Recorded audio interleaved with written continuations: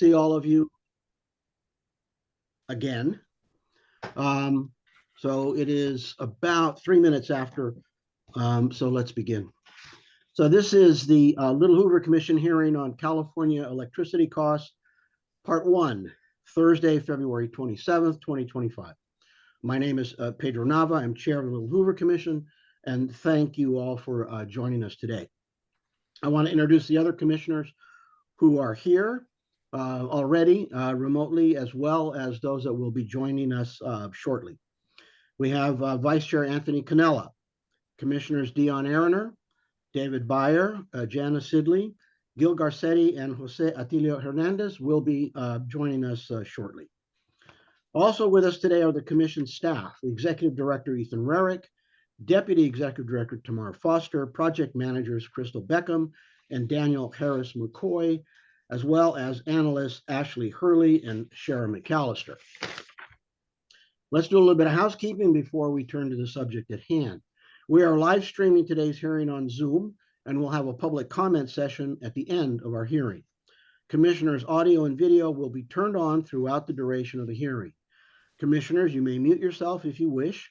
Please remember to unmute yourself if you want to make a comment or ask a question during the hearing. The video and audio of our hearing witnesses will be turned on when they have their opportunity to speak. Members of the public who have joined us online will be muted during the hearing. Those who wish to make a comment will be unmuted during the public comment session at the end of our hearing. If you'd like to make a public comment online, please use the raise hand feature in Zoom by clicking on the hand icon to join our public comment queue. Those who have joined us by phone may either dial #9 to raise their hand on Zoom or send an email to the Little Hoover Commission, letting us know you want to address the commission. You must provide the phone number from which you have joined the meeting so our staff knows who to unmute. Staff will be monitoring raised hands and emails requesting comment throughout the duration of our hearing. If you are at our publicly noticed in-person location and you want to make a public comment, please alert one of the staff members. As is usual at our hearings, public comment is limited to 3 minutes per speaker. We are recording today's hearing, and after the hearing, staff will place a permanent link to the recording on our website and upload it to our YouTube channel. And now let's turn to the substance of today's hearing. This is the first in a series of commission hearings that will examine electricity costs in the state. California's electricity rates are roughly double the national average. And given the state's overall high cost of living, many residents are struggling to pay their bills. Some even forego food and medical care. Energy affordability has therefore become a pressing political issue. Last October, the Newsom administration issued an executive order directing California's energy commissions to explore ways to reduce customer electricity bills. Our study complements these efforts. Initiated at the request of Senator Stephen Bradford, the commission study will examine how to balance affordability with the state's green energy initiatives and broader social goals. Today's hearing serves as an introduction to the topic and features experts from academia as well as advocates representing diverse communities. One key focus will be ratepayer-funded programs.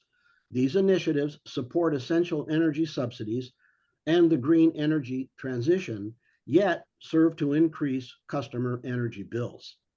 In subsequent hearings, we will hear from representatives of California's Energy Commission, utility companies, and others. I want to thank Vice Chair Cannella and Commissioner Hernandez for their leadership on the Electricity Cost Study Subcommittee. This hearing was organized by Project Manager Daniel Harris McCoy, and I'd like to invite him to introduce our first witnesses. Hello, Daniel. Thank you, Chair Nava, and good morning, Commissioners. Professor Severin Borenstein is a faculty member in the graduate school at UC Berkeley's Haas School of Business and serves as faculty director of the Energy Institute at Haas. His research focuses on the economics of renewable energy, greenhouse gas reduction policies, and innovative electricity pricing models.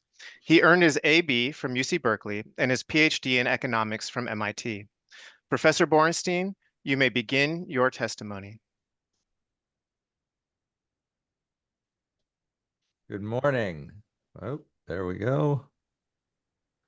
Oh, Professor There we go. Borenstein. Yes. Yeah, this is Pedro Nava. And I sometimes forget to do this, but what you'll probably find, well, first of all, commissioners are active and engaged and bring a lot of experience to these hearings. And you may find that you're going to be interrupted during your presentation. That would be great. Perfect. Then you're the perfect witness. Please proceed. Thank you. Okay. Yes, I'm used to giving seminars where I'm interrupted. Please do so at will. So I'm going to talk about affordability and electricity rates. I am a professor at UC Berkeley and faculty director of the Energy Institute. I'm also on the Board of Governors of the California Independent System Operator. So next slide, please.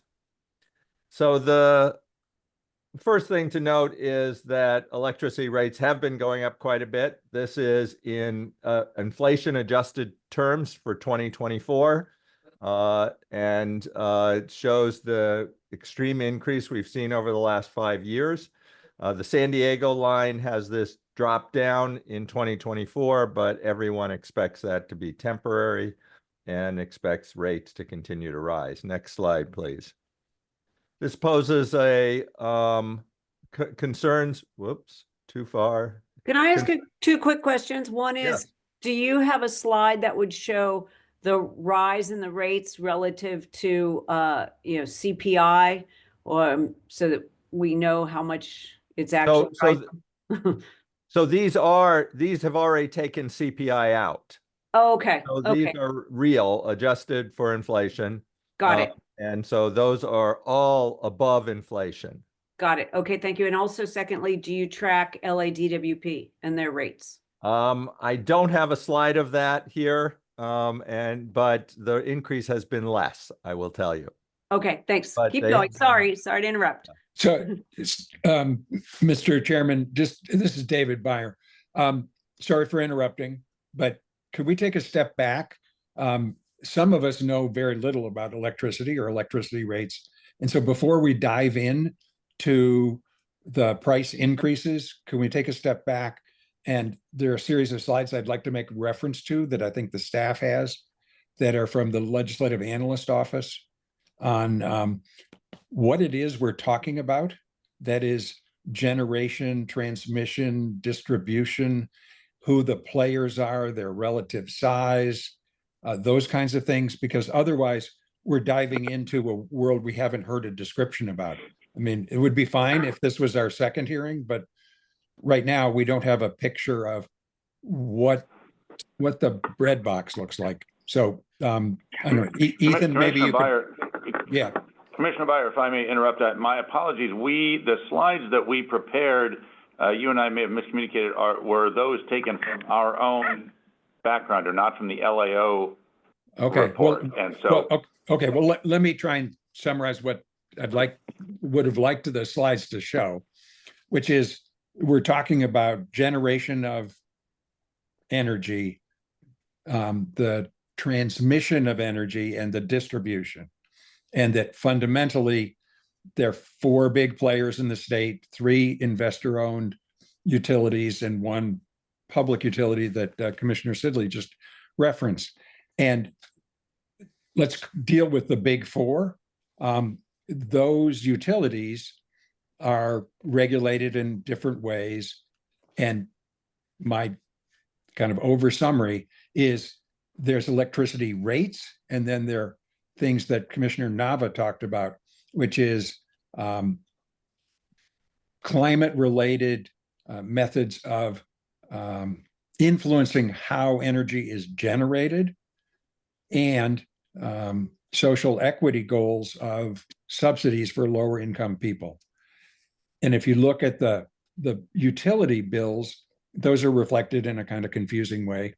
And one of the challenges, I think, is how do we tease out the difference between the electricity costs that go into the rate structure and differentiate the other costs that the legislature and the governor have put onto the electricity bills in the form of climate mandates or subsidies. So And I if don't I know. may, I am going to address that. Actually, Okay. that is But- where I'm headed. And just give me a Okay. second because I've got Commissioner Hernandez also raised his hand. And Commissioner Byer, I mean, we took that into consideration, but we didn't want to kind of pull it apart. I think, I mean, what the professor is going to get at is kind of what the public is kind of feeling. I think that that's kind of just a quick show in terms of, I mean, anecdotally, we hear all this kind of rates are increasing. I think he's going to show that. I think that if we start with the details, we're going to get confused real fast. Yeah, So- I agree completely. So I think big picture is the message is rates have increased, and then we can get into the why. If we start separating generation, distribution, transmission costs, if we start going too deep, we'll get a little confused. So, I mean, my recommendation is let's see what he says for the first 4 or 5 minutes, and then we can go a little deeper, if that makes sense. Yes, thank you. Dr. Borenstein, congratulations. That's what you get for being the first witness. I'm used to it. Okay. Okay, so these high rates obviously have significant implications for affordability and equity, for decarbonization, because high rates discourage people from electrifying their vehicles, their space heating, their water heating, and incentives for what is called load defection, which is generally putting in rooftop solar. There's some concern about what's called grid defection, as people entirely cutting the cord, but we really haven't seen much movement on that yet, though that could be an issue. Next slide, please. To give you a sense of the scale, this is really important. These are the three, and I am going to focus on the three investor-owned utilities. They are where the biggest increases have occurred and where the biggest affordability issues are. I didn't prepare something on LADWP or SMUD. So these are the three utilities, and this is the total system revenue requirement. And just back of the envelope, quick just summary, the total revenues required for the three investor-owned utilities is about $60 billion a year for 2024. So when we talk about solutions, that's the number to have in mind. How does it compare to that number? And Professor, can you explain what revenue requirement is? I mean, I've been doing that for It's 28 how years. much money the utilities have to bring in from from all of the bills, from not just residential, but commercial and industrial customers as well. So, but it's important to understand the scale when we start talking about solutions, because some things that sound really important and could be a problem just may not amount to a large amount of money if you're talking about affordability. Next slide, please. So one thing that is not driving electricity rates is the wholesale cost of electricity. So if you look, this black line at the bottom is all of this is adjusted for inflation, is the wholesale cost of electricity year by year. And it has been pretty much flat, adjusted for inflation. This includes renewable generation. So we haven't seen a big spike, other than a temporary spike in 2022, in the price of actually generating electricity. The wholesale market has been pretty flat. Next slide, please. Other things that have not driven the increase. Some people worry about the cost of integrating those renewables, particularly since they're intermittent, wind and solar. That would push up this line a penny or two per kilowatt hour, but we're talking about, and I should have pointed this out, we're talking about retail rates now on the order of 35 to 40 cents a kilowatt hour. So the cost of integrating renewables, including what's called resource adequacy, making sure you have the resources available for constantly reliable service, are not it. The cost of high voltage transmission lines. This is what the California Independent System Operator charges, what's called the transmission access charge, is also not driving this. It's gone up a little bit, although in inflation adjusted terms, it's barely moved. It's around it's a little above, about a penny and a half a kilowatt hour. So again, it's a small share of the total cost, and it hasn't risen much in real terms. And then the cost, and this is just my defensiveness, some people say, well, it's the CAISO itself. They're wasting money. The entire budget of the CAISO annually is $200 million. So it's, doesn't even show up in the overall accounting. Next slide, please. What is driving the price of electricity is increases that are predominantly fixed costs and outside the cost of the generation cost of electricity. They fall into three big categories: public purpose programs and the associated climate mitigation programs. So things that we're doing to actually reduce greenhouse gases, the distribution network, and climate adaptation. And those last two sort of meld together because we're spending a whole lot of money on upgrading our distribution network, reinforcing our distribution network, in some cases undergrounding it, in order to reduce wildfires. And when we do that, that ends up in retail rates. And I want to really emphasize this point. Most of the increases are not California's attempt to reduce California's greenhouse gas emissions. Most of the increases are due to things that climate change is already doing to California. And most of that is wildfires. That is doing things to reduce wildfire risk and to pay for past wildfires. And I'll take a sidebar here and talk about what's called inverse condemnation, which is a legal term for the fact that if a utility equipment starts a fire, but they are not deemed to be negligent, they are still responsible. But when I say they are still responsible, I mean we are still responsible, because the California Public Utilities Commission is required to pass those through to customers if the company has not been deemed negligent. So this actually goes onto our bills. And so if you look at a lot of those past fires, there are a lot of damages that are being paid by utilities, quote unquote, but are actually being paid by ratepayers. All of these costs are not costs of supplying another kilowatt hour of electricity to a consumer. They are fixed costs, that is, they're independent of how much Severin Borenstein consumes at his house. Next slide, please. Here's a list of them. Legacy infrastructure costs, the energy contracts we signed at very high prices to get solar going, to get wind going, and so forth. Vegetation management and all these grid hardening costs, wildfire victim compensation, subsidies for new technologies. There's $1 billion in there right now for new EV charging stations. And then one of the things that often gets called out is subsidies for low-income customers. And I want to, again, put this in context. Yes, there are a third of customers of the three IOUs are on low income, but the total cost of that is $2 billion at the upside. It depends exactly how you calculate it. It's not trivial, but it's not most of what's going on. Next slide, please. Some people say, well, this is just incompetent utilities. There have been a history of safety issues. And there are some important perverse incentives for capital investment. And we're seeing this now as utilities try to deal with wildfires. Utilities, when they buy energy, that just is passed through to customers. But when they make a capital investment, such as undergrounding lines, they get to put that on their books and earn a rate of return on it.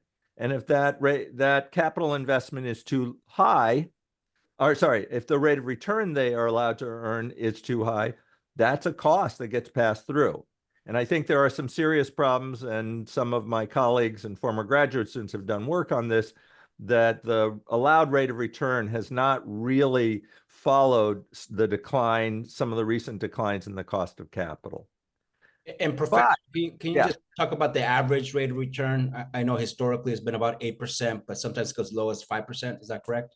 No, so there are two components to the rate of return: the cost of debt and the cost of equity, because a corporation raises money through debt and equity. Cost of debt's pretty straightforward because you can actually read that off of the instruments that are sold. Cost of equity is the big point of contention because it's hard to know, what do you need to pay stock shareholders to get them to invest? The cost of equity has generally been around 10% over the last few decades, and it has not declined as other costs of capital have declined. And I think that's one of the problems. And I will interject here, I don't blame the CPUC for this. I think the CPUC is massively understaffed and undercompensated, and they are just overwhelmed with the many things that they are required to do with limited staff. And when they get into these rate of return hearings, the utilities are able to bring world experts in finance, and the CPUC is really outgunned and outmanned on this. So I think one of the fundamental problems of affordability in California is the lack of funding and compensation at the CPUC. I think it could be a much more high-functioning organization if it were better funded. Commissioner Garcetti has a question. Thank you, Professor Borenstein, for taking the time and the effort to be with us today. Your current or most recent comments raised a question for me. You earlier had indicated that the Department of Water and Services in Los Angeles, City of Los Angeles, their increases have not been as high. Why have they not been as high? I'm about to get to that. Okay. Okay. So next slide, please. So here are the most recent, the current utility average prices. This is for 2023, the latest data that are available. These are system average. Residential prices are higher than this. And residential prices for a PG&E customer who is not on the low income program are well over 40 cents a kilowatt hour, just to give you a sense of perspective here. And then as you see, if you look at all of those municipal utilities, they're less expensive. And there are a variety of reasons, but one that is important to note is, next slide, please. These service territories are really different. So this is the amount of electricity delivered per square kilometer of service territory. And what you see here is PG&E, San Diego Gas and Electric, and Southern California have three of the least dense service territories, or put differently, the most sprawling service territories. That's always meant higher costs, but with the risk of wildfires, those sprawling service territories are particularly expensive, because if you're going to avoid wildfires, you have to be maintaining those service territories, those distribution lines, long, thin lines going through forested area, and those transmission lines going over mountainous area. And all of that has to be maintained. If you're Burbank or Pasadena or Santa Clara, you have a lot less of those. And you have a compact, dense area where you don't really have to worry much about maintaining lines. And most of the cost, as I pointed out, virtually none of this increase is on the generation side. Most of it's on transmission and distribution. And most of that is putting in our climate change adaptation into our bills. So this is one difference. It is not the only difference. I think we can have a long debate about whether publicly owned utilities are better or worse than investor-owned utilities. But I think that we should recognize that these service territories are really not comparable. Next slide, please. Commissioner Byer. Yeah.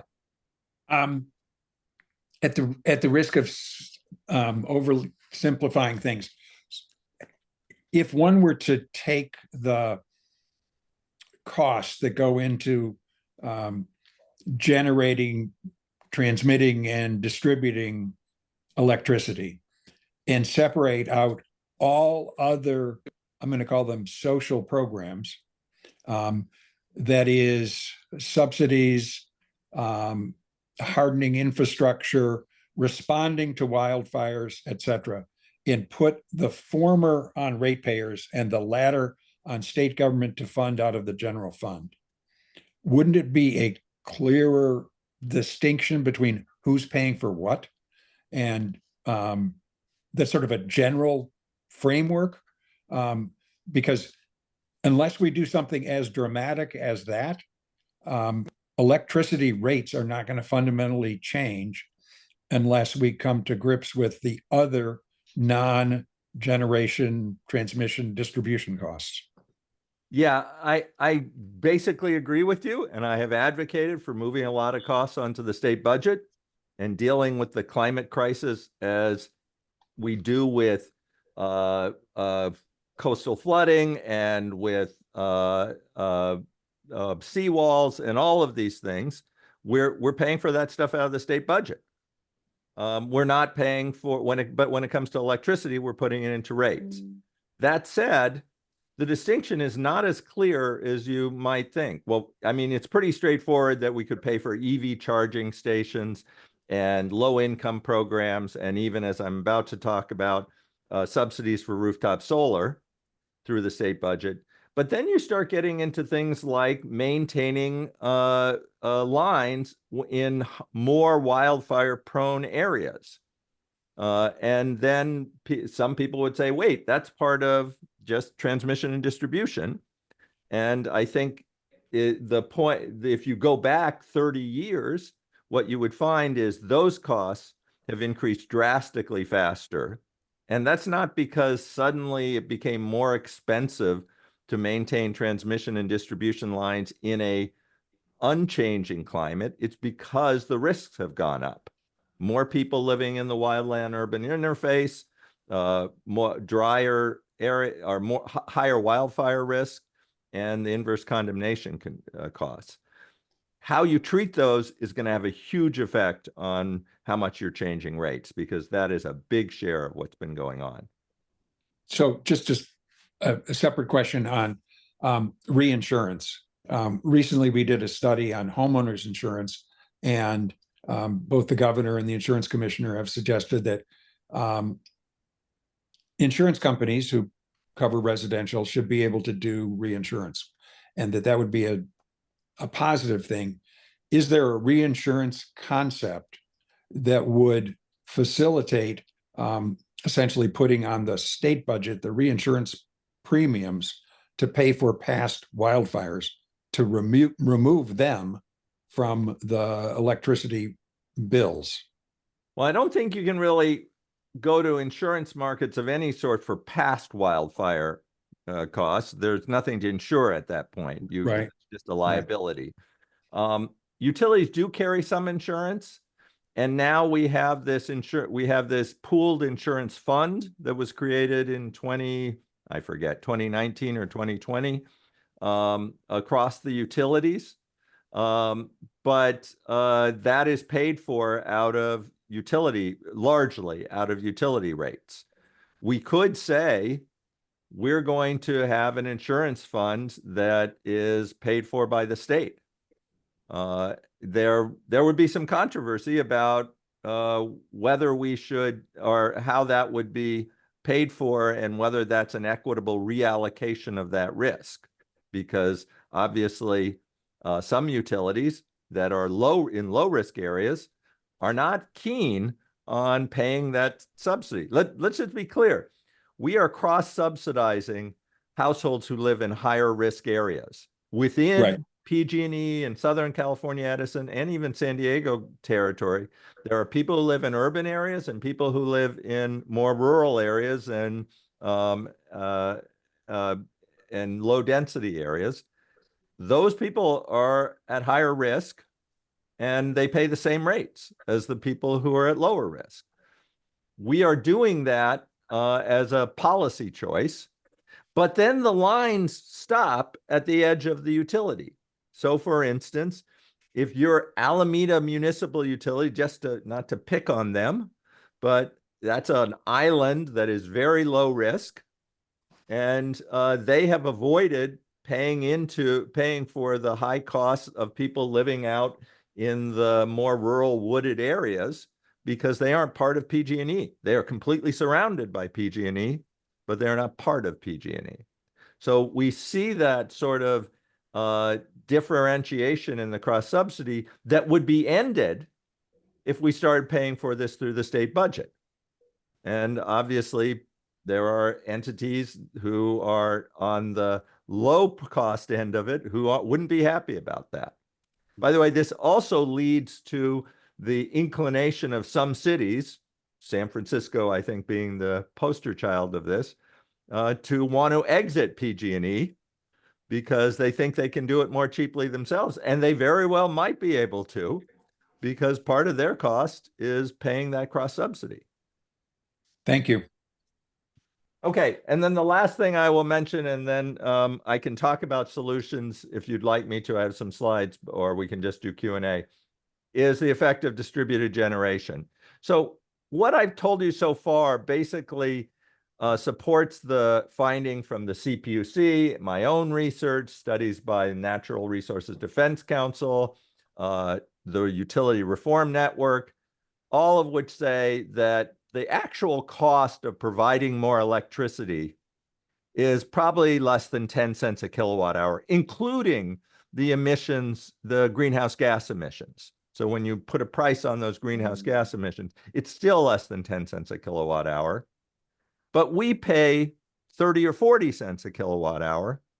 And what that means is if somebody pays for less electricity from the grid, the gap, that difference between, say, 40 cents and 10 cents, is lost revenue. The utility saves 10 cents and the customer saves 40 cents. And that creates a revenue shortfall. The way that is made up is that we raise the price for everyone else. So the price is increased to what the commission does is they just look at how many kilowatt hours is the utility going to sell, how much revenue does it have to raise, and sets a rate that will raise that much revenue. So if a customer consumes less from the grid, they are reducing their cost, but by doing so, they are reducing the utility cost by much less. So that creates a cost shift onto other customers. The solar industry and their consultants dispute this, but pretty much every independent analysis does not dispute this. But what is really unquestionable, next slide, is that the two main factors that drive this have really increased in the last few years. One is the gap between residential rates and the avoided cost. That's that number I was talking, the 10-cent number, what's called the avoided cost, has been going up since 2021 or so. And the other is the amount of rooftop solar has been going up. And that's the left-hand and the right-hand graph here. And we saw, particularly in 2021, 22, 23, extreme increases in the rooftop solar market, driven largely by the 2023 change in policy. In April 2023, the CPUC changed the policy to make it less generous towards rooftop solar, but also by the high rates that encourage people to install rooftop solar, creating sort of a spiral, and also by the public safety power shutoffs that we experienced in 2018 and 2019 that got many people interested in installing solar. So as they've installed solar, the cost shift has gotten bigger. My estimate is the cost shift just from residential rooftop solar in 2024 is about $4 billion per year. The CPUC Public Advocate's Office has a slightly higher number, and the industry claims there's no cost shift at all. I saw a hand up, but then it just... Yeah, Commissioner Hernandez. Oh, sorry, it was that number. I wanted to see Okay. because I've seen a lot of different LAO turn CPUC, and I think the CPUC just released something that was closer to the higher number, if that's correct. Yeah, so their number accounts for all rooftop solar, and it not just residential, and it uses somewhat more recent solar numbers than my calculation. And you'll get, I think, some low-income advocates that kind of talk about this. I mean, on average, I mean, would you say that there's a lot of low-income and renters that use net metering or the solar? No, so yeah, so this is an important point in terms of equity. Rooftop solar is disproportionately installed by wealthy people. And the industry sort of disputes this by quoting this study from Lawrence Berkeley Lab. But if you look at that study from Lawrence Berkeley Lab closely, their results confirm that if you look at the distribution, there are more wealthy people as a share of wealthy people installing rooftop solar than low-income people are. And that's not likely to change because low-income people are renters, low-income people move more often. And so rooftop solar just isn't a great alternative for them. In addition, this is a real cost shift. So we can't have a system where everybody puts in solar and nobody pays for the grid. And unless everybody's going to cut the cord, and we're just not going to have a grid, and that's just not cost effective. So we need to have a system where we do pay, whether it's through the state budget, through income graduated fixed charges, as the CPUC recently implemented on a very small scale, or through volumetric prices for electricity. We have to cover these costs one way or another. I do want to say, none of this is to say there isn't a lot of room for efficiency improvements. I am not certainly going to argue that the utilities are very efficient in the way they deal with this. And I think that there are certainly evidence in the past that there has been some wasteful spending. But I worry about the deflection of the problem of who's paying this bill by saying, well, the bill's too high. The bill is too high, but we are paying it. And the solution is to the equity issue is not to say, well, we should just get rid of waste, fraud, and abuse. That's easy to say. It's much, much harder to do. Next slide, please. So the important point here is nearly all of these costs these days are covered through volumetric, that is per kilowatt hour charges. One of the proposals has been to shift some to fixed charges and to make those income-based, which is essentially putting a form of income tax into the bills. Some people have opposed this, and this I'll stop after this by saying, wait, that's just going to benefit, quote, energy hogs, people who consume a lot of electricity. If you take some of them that we were collecting through per kilowatt hour and make it a fixed charge. I've always been troubled by this phrase, going back to the California electricity crisis, because the household consumption is affected by many things, not just whether people are wasteful.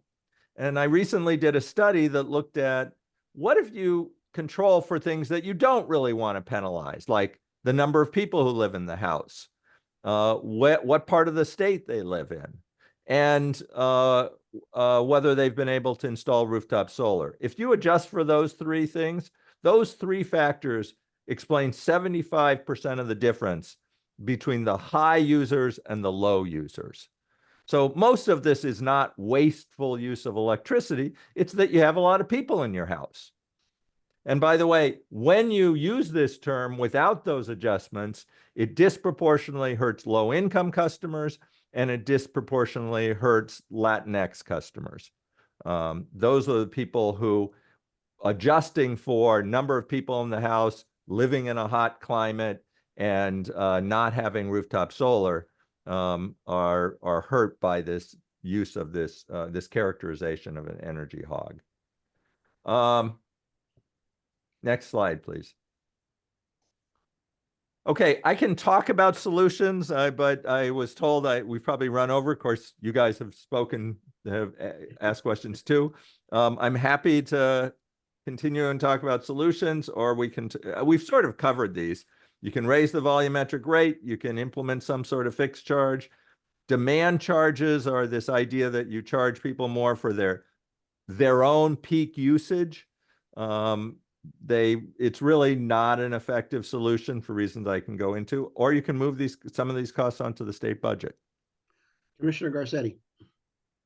Professor, you raised the issue of waste, fraud, and abuse. We seem to be hearing that every day with what's coming out all over the country, especially from Washington. But when you mentioned it, you seem to imply, and I don't think you said it directly, that there's waste, fraud, and abuse here with the companies and the entities that are dealing with this. And I think that's probably a given for any organization, that there is waste. Fraud, I'm not sure to what extent it is. Abuse, I'm not sure what we mean by abuse, but could you amplify that a little bit? What you refer to when you talk about waste, fraud, and abuse, is this something that we should be looking at separately? I don't think you should be looking at it separately, I will say. I think even the CPUC is having a hard time because the amount of resources it takes. Let me just be clear. We're regulating giant tens of $billions a year corporations. It's very hard to do that unless you have a massive staff that can dig into the business of these corporations in every area. And we are underfunding the organization that's supposed to be doing that. I very much doubt that the little Hoover Commission, with much more limited staff and resources, is going to be able to do a better job. No offense. But I think the CPUC is trying very hard to do a good job. This is really difficult. There is waste, fraud, and abuse. I'm sure of it. But I think that the idea that we are going to snap our fingers and that solves the problem is really not realistic. I think that the only way we're going to really crank down on the cost side is by better regulation and better funding of the regulator, and so that we have the people and the expertise to really dig into it. I accept everything you're saying. Given my background in the criminal justice system, can you focus, for me, if not for everyone, the issue of fraud? What kind of fraud would one likely be involved in, or would we see, or someone would see in this? Well, I'll give you one example, but it's just, these are peanuts, so I am a little hesitant. One of the energy efficiency programs paid to replace refrigerators. But they were only supposed to replace old refrigerators.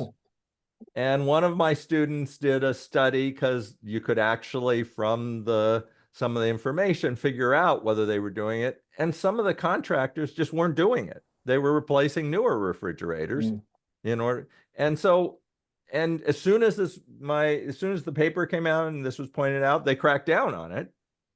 And so I don't think it was that the CPUC didn't care. I think that they just didn't have the people working on that. So I think those things do exist, but I think that we're not going to squeeze billions out. Right. Thank you. Commissioner Beyer, then Vice Chair Cannella. You're muted, David. You're muted. You're muted, Commissioner Beyer. Okay. Thinking about investor-owned utilities, and I don't want to engage in magical thinking and say, oh, well, we should just put it all the costs on them and lower their rate of return from 10% to 4%. How do other states deal with investor-owned utilities on one dimension, that is the method by which they regulate those entities? In other words, is California learning from other states who have better, different approaches that are more cost-effective, produce better outcomes? What are we missing in the regulatory structure that other states are doing that we could copy? I don't think we are. I hate to say it. California is one of the best resourced regulatory commissions. I met with the chairman of the regulatory commission from a Midwestern state a few years ago. And I said, well, I guess you have fewer people than we do working on these regulatory issues. He said, I have a staff of 6. That is our entire regulatory staff. So I think that this is a national problem. What's different, and this is really, I think, something I've only come to realize in the last few years, is when the industry wasn't changing very rapidly, the regulator, the asymmetry in the information wasn't as bad, because you could sort of benchmark against other utilities and you could have some idea. But that is just not the case anymore. With what climate change is doing to California, which is different from what it's doing to Oregon or Washington or New York or whatever. And with the rapid change in renewables and in the way markets are functioning, it's just a much harder regulatory job than it was when I started working in this area 30 years ago. So I wish I could point to another state that really had some better idea, but I think if anything, California has been the innovator, and but we have also been the state that's been most hard hit by a lot of these impacts. New York, the one place I would look is New York. The New York Public Service Commission is well-staffed. They have some really good people working there. I'm pretty sure they're better compensated than the CPUC employees, and they have managed to hold on to some top-notch people for years and years. I haven't really done a deep study of them, but I've dealt with most of the utility commissions in some way over the years, and that's the one that's really impressed me. Well, the reason for asking the question is read a book recently called Why Nothing Works by Dunkelman, and it tells this story in there about the difference between the regulation of gas pipelines and electricity.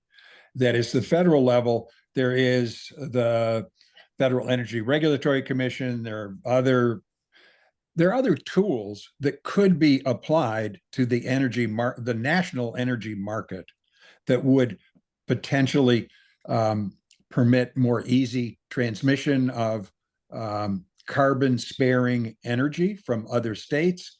And there are two anecdotes in the book that are very well explained about the desire for Massachusetts to get hydropower from Quebec and how that got completely kibosh.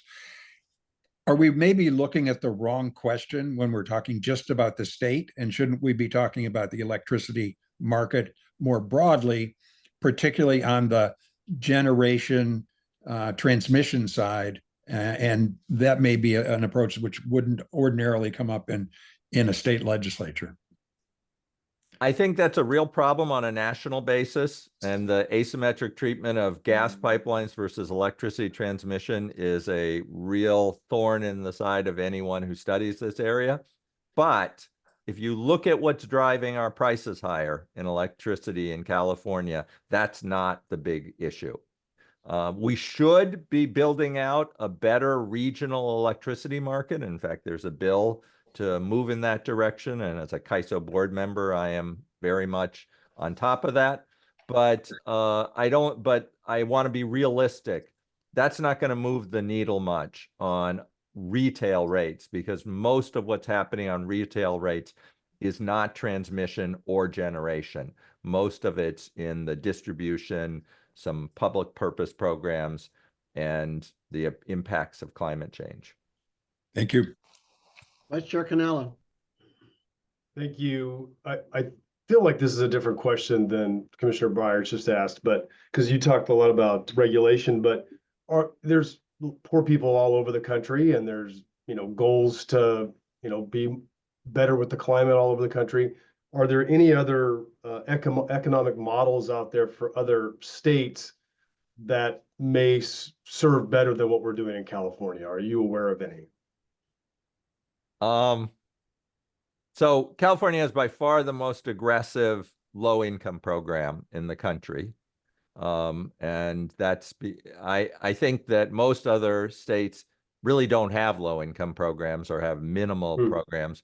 There is a federal program, the low-income heating energy assistance, LIHEAP, but that's very specific to heating. And so I think most of the country just doesn't view particularly helping low income with energy bills as something they're going to focus on. Is it possible because their energy just isn't as expensive as? No.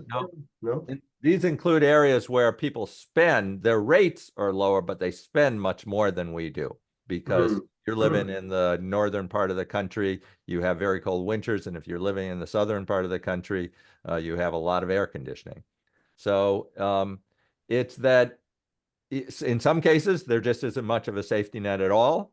And in other cases, they've decided to put the safety net on a sort of overall income basis and not focus on energy.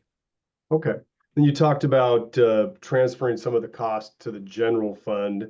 What would be the most effective way to do that? Just as a former member of the legislature, the general fund, it's a fight every year. So, at least now it's guaranteed to go towards the specific programs. Or, how would you transfer? Are you concerned that it becomes on the chopping block when we go through another recession? And in fact, people who are opposed, low-income advocates are opposed to moving the low-income program onto the state budget for exactly that reason. I don't have a good answer here. These are big numbers, as I pointed out. If you were going to try to get prices down to reflect the actual cost of delivering electricity and take out all of the climate change stuff and take out all the public policy, that would be tens of billions of dollars a year just for the three utilities. So these are numbers that catch the eye of legislators. These are not in the noise. But the flip side of that is we are paying for those through a tax. The tax we're paying for them through is a tax on electricity. And when we tax electricity, we're doing two things that are particularly worrisome. One is that is an especially regressive tax. Our work shows it's more regressive than the income tax by a long shot, but it's also more regressive than even the state sales tax. So it's a particularly regressive tax. And secondly, we are raising the price of electricity. And if we want people to electrify their cars and their space heating and their water heating, I've done this analysis in my own home for putting in a heat pump. And at PG&E rates, it just does not pencil out. I will tell you that if you do a like-to-like comparison of fueling an electric vehicle with fueling a conventional vehicle, even at California's high gasoline prices, they are about at parity.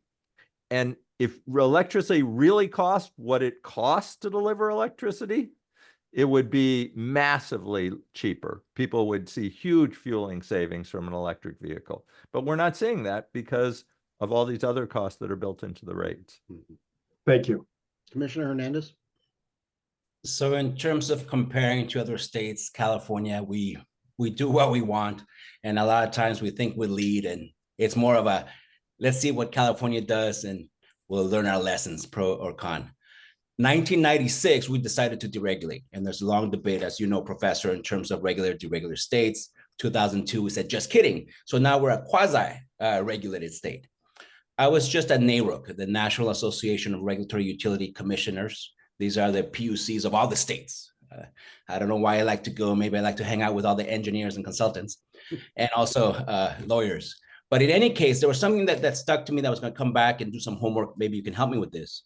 There was a panel. There were some folks from New York. There were some regulators. And they said that regulators dictate about 50% of the IOU's credit ratings. So in terms of direct impact. Is that about true? And if so, is there a solution there in terms of improving the credit ratings and lowering costs? So I don't know if that's the exact number, but regulators definitely have a big influence on credit ratings. That said, if we could lower the cost of capital by a few percentage points, which would be a gigantic change. If you look at the actual numbers, we're talking about hundreds of millions of dollars a year, maybe up to $1 billion. A lot of money, but in the context of $60 billion, it's not a lot of money. And let me address the deregulation issue. California is quasi-deregulated. Some states are more deregulated, like Texas. Some states are less deregulated, like Mississippi, Alabama, Georgia. All of that refers to the electricity generation side.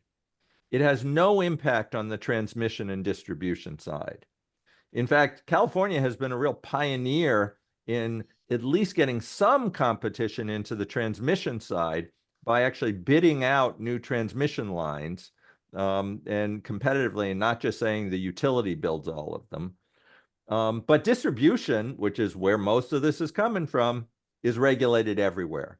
That's a natural monopoly. We're not going to see that change anytime soon. You can argue up and down, and I've written papers about deregulation. And I used to study electricity prices by starting with that generation side and then saying, oh yeah, there's T&D on top. The distribution, now drives the whole thing. Okay, let me take a look at commissions. I see no other hands raised, and I take it, Dr. Borenstein, if you're in Texas, it's still the Railroad Commission that regulates utilities? It does, but it doesn't do much. Texas Right. is a pretty deregulated state. The Texas Railroad Commission is still, I'm pretty sure, the overseer of transmission and distribution lines. The generation is deregulated, and the retailing, who you get to procure your electricity from, is deregulated. Yeah. But in terms of, they have far fewer public purpose programs than we do. And their distribution system has so far not really had to deal with the real threats from climate change. Just to remind you, in February 2021, Texas had this the worst electricity failure in modern times. And that was a generation failure. That was an inability to just supply enough electricity. Right. Commissioner Sidley. So I have a question about the states that don't have these programs for low-income users. Is the use of electricity lower in those homes? And if so, do you presume that it's just they cannot afford the power? Or is there an incentive to be more, in order to, conserve energy? I'm not advocating for not protecting our low-income users. I'm just trying to understand, if we are subsidizing it, then keep the lights on 24/7 versus if we are not, would somebody be more of a conservationist when it comes to power usage? Well, first of all, prices do drive behavior. People Right. are more careful. In at least a large, I think in some ways they respond to bills more than prices if they get a shock in their bills. I'm not aware of a specific study that tries to break out, are people just unable to pay their bills, or are they consciously making more efficient decisions? I don't have a good impression of that. But if you start comparing across these states, they are so different that it's very hard to make those comparisons unless you get really border comparisons across some state border. And even then, there are a lot of other things that change in terms of energy efficiency policies. Right.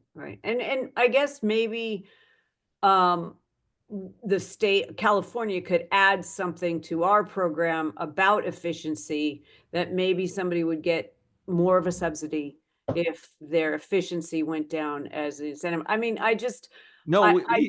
we do Go this. ahead. A lot of our subsidies are targeted at making the homes of low-income households more efficient. Okay, good. Okay. Okay. And again, I'm not advocating for not supporting. I'm just trying to understand, how we could come up with ideas. Go ahead, Jose. I'm done. So Commissioner Hernandez, and I just want to remind the group, we have 4 more witnesses. Oh, sorry, and clarification. I mean, I think, and Professor, correct me if I'm wrong, I mean, all states have a low-income program. It's just that not all states have a program that's funded through the rates. So, I mean, I'm not sure, to be honest. I have the assessment, and I'll send it over to you. Oh, I would be interested. A lot of the states, the IOUs themselves voluntarily implement programs for elderly, for disabilities, and so forth. And then the other states draw down the LIHEAP dollars that you mentioned. Well, the LIHEAP is nationwide. That's right. And there are these programs. Most of the programs I know of are actually programs that help people who are already in arrears. Correct. Aren't actually discounts for people who are low income. So that was the thing. So I think the distinction is discount programs versus energy efficiency, low income programs, weather station programs. Yeah. And I think you'll hear that later today, the conversation, that there are low income energy efficiency programs, low income weather station programs are out there. It's not just about rate discounts. Yep. Very good. I want to thank you, Dr. Borenstein, for your testimony. Obviously, you could tell from the conversation with the commissioners, they were very interested and appreciative of what you brought. Well, thanks for inviting me. I'm happy to be a resource, and let me know if you'd like to talk more. Thank you. Thanks a Daniel, lot. back to you. Thank you, Chair Nava. Our next witness is Matthew Freedman, who is the staff attorney for the Utility Reform Network, specializing in electricity. He addresses issues ranging from renewable energy to utility rate making and distributed generation, and has a long record of consumer advocacy. Mr. Freedman received his BA from Columbia University and his JD from Harvard Law School. Mr. Freedman, you may begin your testimony. Thank you very much. It's great to be here today and happy to follow on after Professor Borenstein. I'm going to talk about many of the same issues that he addressed in his presentation, but with a slightly different spin. I've got a set of slides which I think are up on the Zoom as we speak, and I'll move through them, and I'm happy to take questions as we move through the different topics. Let me start out by explaining the role of my organization, the Utility Reform Network, or TURN. TURN is an independent, nonprofit consumer advocacy organization based in the San Francisco Bay Area that represents the interests of residential customers of the major electric, gas, and telecommunications utilities operating throughout California. We've been in operation for over 50 years, fighting for lower bills and rates, to hold utilities accountable and to protect consumers. And our advocacy also includes strong support for both affordability measures and aggressive decarbonization and clean energy targets in California. So why don't we move to the next slide? This is a chart that looks like the one that Professor Borenstein showed you, but it's a little different. This shows historical residential, undiscounted residential electricity rates for the three major investor-owned utilities between 2004 and 2025. The slide from Professor Borenstein had inflation-adjusted rates. These are not inflation-adjusted. These are the real numbers or nominal values over this entire period. And I think what you can see is that residential electricity rates have skyrocketed in recent years. And this has created a crisis of affordability for many customers. Just to put a little bit more precision on it, since 2020, residential electric rates have gone up by 74% for customers of Pacific Gas and Electric, by 79% for customers of Southern California Edison, and by 40% for customers of San Diego Gas and Electric. But as you can see from the blue line, San Diego Gas and Electric's rates were already much higher than the other utility rates in 2020. We particularly have seen a huge spike between 2020 and 2023. There's been a little bit of a leveling out in the last year or so, but we think that this represents more of a temporary pause and does not suggest the trajectory of rates going forward. For example, just yesterday, PG&E notified the Public Utilities Commission that its rates would be increasing by 1.5% in about a week from now. And that moves them most of the way back towards their 2023 rates. And this is actually the second rate change for PG&E this year. One thing that we've seen is many rate changes over the course of every individual year, which makes it very challenging for customers to know what's coming. And there are many other rate increases that are pending at the Public Utilities Commission that they have yet to act on. Right now, the rates for PG&E and San Diego Gas and Electric residential rates are higher than the rates charged in most of Hawaii, a state that has historically held the top spot for the highest national electricity rates. Next slide. One thing that doesn't get a lot of attention is the disparate impacts of these rates on customers living in different parts of the state. Really, your electricity bill is driven in large part by whether you live in a cool part of the state, a coastal area, or a hot inland area. What is this chart showing? This shows average electricity bills for residential care customers, so this is customer on discounted rates, living in hot versus cool parts of the state for the three utilities. And what you see is that in the wintertime, generally, the bills look kind of similar. But in the summertime, the bills are very different. Customers living in hot inland areas have summertime bills that can be 3 to 4 times the price of those living in coastal areas. And on an annual basis, customers in inland areas are paying bills that are about twice as high as those living in coastal areas. Why is this? It's not a secret. The reason is because it's hot in inland areas, and people who live in hot inland areas need air conditioning to ensure that they are able to survive when temperatures are routinely soaring over 100 degrees. And it's getting hotter almost every year, so this differential is likely to increase. Not only do we see higher bills in the summer, but we see a lot more volatility. We end up with heat spikes, basically giant heat waves that come out of nowhere in the summer and can really drive bills even higher. So people get kind of surprise bills, even higher than they were anticipating. And this volatility in the monthly bills, when you've got bills that are $300, $400, $600, $800, can be crippling for families that are struggling to meet their basic needs. Next slide. One way that we know that there's a problem is because many customers are behind on paying their electricity bills. At the end of 2024, the amounts owed by residential customers of the three big utilities who were behind on their bills, $1.8 billion of arrearages. And what does it look like in terms of different customer groups? This basically, although the chart's a bit busy here, it shows you the percent of customers that are behind on paying their bills for each utility based on whether they are on the CARE program, which is the discounted rate for customers making under 200% of the federal poverty level, or customers that are not on the discounted rate. And for PG&E, more than 1/3 of their low income or CARE customers and 1 out of 7 of their undiscounted rate customers are behind in their payments. For Southern California Edison, 1/4 of their low-income customers are behind. 1 out of 7 of their non-low-income customers are behind. For San Diego Gas and Electric, more than 1/3 of their low-income customers are behind on their bills, and 20% of their non-low-income customers are behind. This shows the challenges of affordability facing residential customers, especially low-income customers who are much more likely to get behind in payments for their outstanding bills. And it demonstrates the need for new measures to address affordability, specifically to support the needs of lower income families. Next slide, please. Well, what's driving rates?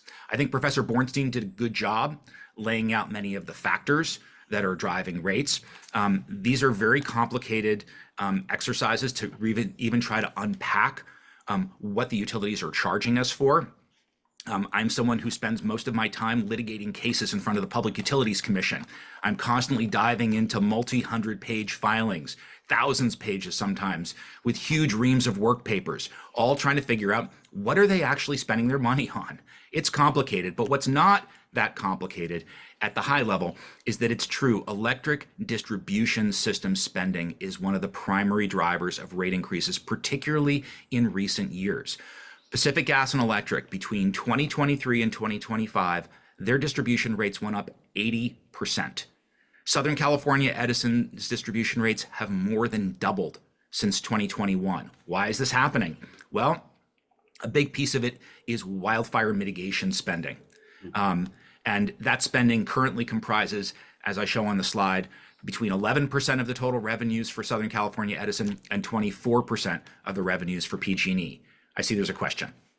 Commissioner Hernandez. Just one thing that wasn't mentioned in the previous conversation, maybe you can address. And first of all, hi, how you doing, Matthew? It's great to see you. Is load growth. I mean, I was just looking at the gigabytes numbers now. Can you also talk about how load growth impacts distribution? Sure. And in some areas, like I do a lot of work in the high desert. I mean, there's nothing there. So it's costly to kind of build out in new areas. So I don't know if the increase in housing as well, but can you mention a little bit about load growth and its connection to distribution? Well, normally load growth and distribution spending are linked. In other words, the utilities spend more on distribution when the needs of their customers increase. And in particular, it's not the throughput on the system, it's the peak demand that drives the upgrades to the system. That's the normal way we would think about things historically. But a couple of points here. One, wildfire spending doesn't care about load growth. Protecting lines from the risk of wildfire, whether they're doing covered conductor or vegetation management or other types of upgrades, none of that spending has to do with increases in customer demand. It's about kind of retrofitting the existing grid to harden it. In terms of load growth, total retail sales served by the utilities have been flat to declining in recent years. And this has been kind of a surprise. Why is that happening? Well, we had the pandemic, but also one of the drivers of flat to low to declining retail sales has been the growth of rooftop solar, which shows up as an offset to retail sales. So that has placed downward pressure on retail sales at the same time that spending has been spiking. And when you have an increase in the amount of money you need to collect, but a decrease in the amount of kilowatt hours that are sold, the basic math shows that the rates go up. And so the flat to declining sales has been a magnifier in terms of rate increases or a multiplier. Now there's a lot of speculation about what's going to happen going forward with load growth as customers electrify their homes, as we have more electric vehicles on the road, and if we see this materialization of data center loads, which a lot of folks are talking about now. A lot of buzz about whether we're going to see a huge growth in data centers and whether this will drive rates, whether it will drive usage much higher. A lot of speculation. I think it's hard to know what's going to happen. The trends recently have been flat to declining. So when we look forward, if we do get more load growth, it could help to spread these fixed costs out over a larger base of sales. But it can also trigger new costs that have to be invested by the utilities to serve that increased load. So it can be a double-edged sword. It doesn't necessarily cut only in one direction. What we do know is that utility wildfire spending is significantly higher. The spending during their last cycle, there's a wildfire mitigation cycle, 3-year cycle, and their forecast for the 2023 to 2025 timeframe was 25% higher in terms of expenditures than in the prior 3 years. Another driver of rate increases that haven't yet hit is potential wildfire liability obligations, for example, for Southern California Edison, in light of the fires in the Los Angeles area. If Southern California Edison is found to have been liable for causing the Eaton fire, which is currently under investigation, those costs would be borne first by the wildfire fund that was set up to socialize some of these costs statewide. But then if that fund is depleted, then additional costs would need to be collected from customers of the 3 utilities. And it's not clear whether Southern California Edison shareholders would pay. But these wildfire liabilities tend to swamp a lot of the other costs. When we're arguing about tens of millions or hundreds of millions in a case, and suddenly you have $20 billion of costs that show up, that creates huge challenges for how we're going to be able to incorporate those in rates. And it really raises the question of why these costs are being recovered in rates to begin with. And that's a bigger question for the legislature and others to take a look at. Net metering, I think Professor Borenstein covered this.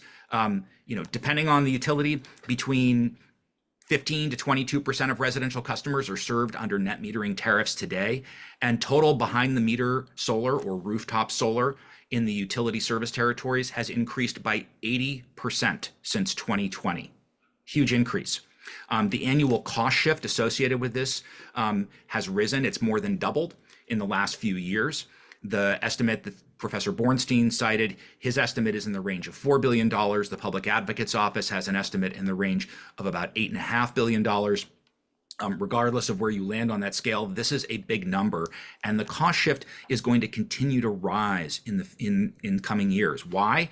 Because the net metering system that was designed in California and in most states ties the compensation to retail rates. So every time the retail rate rises, we're compensating people more for their rooftop solar, even though the value of that rooftop solar may be declining over time.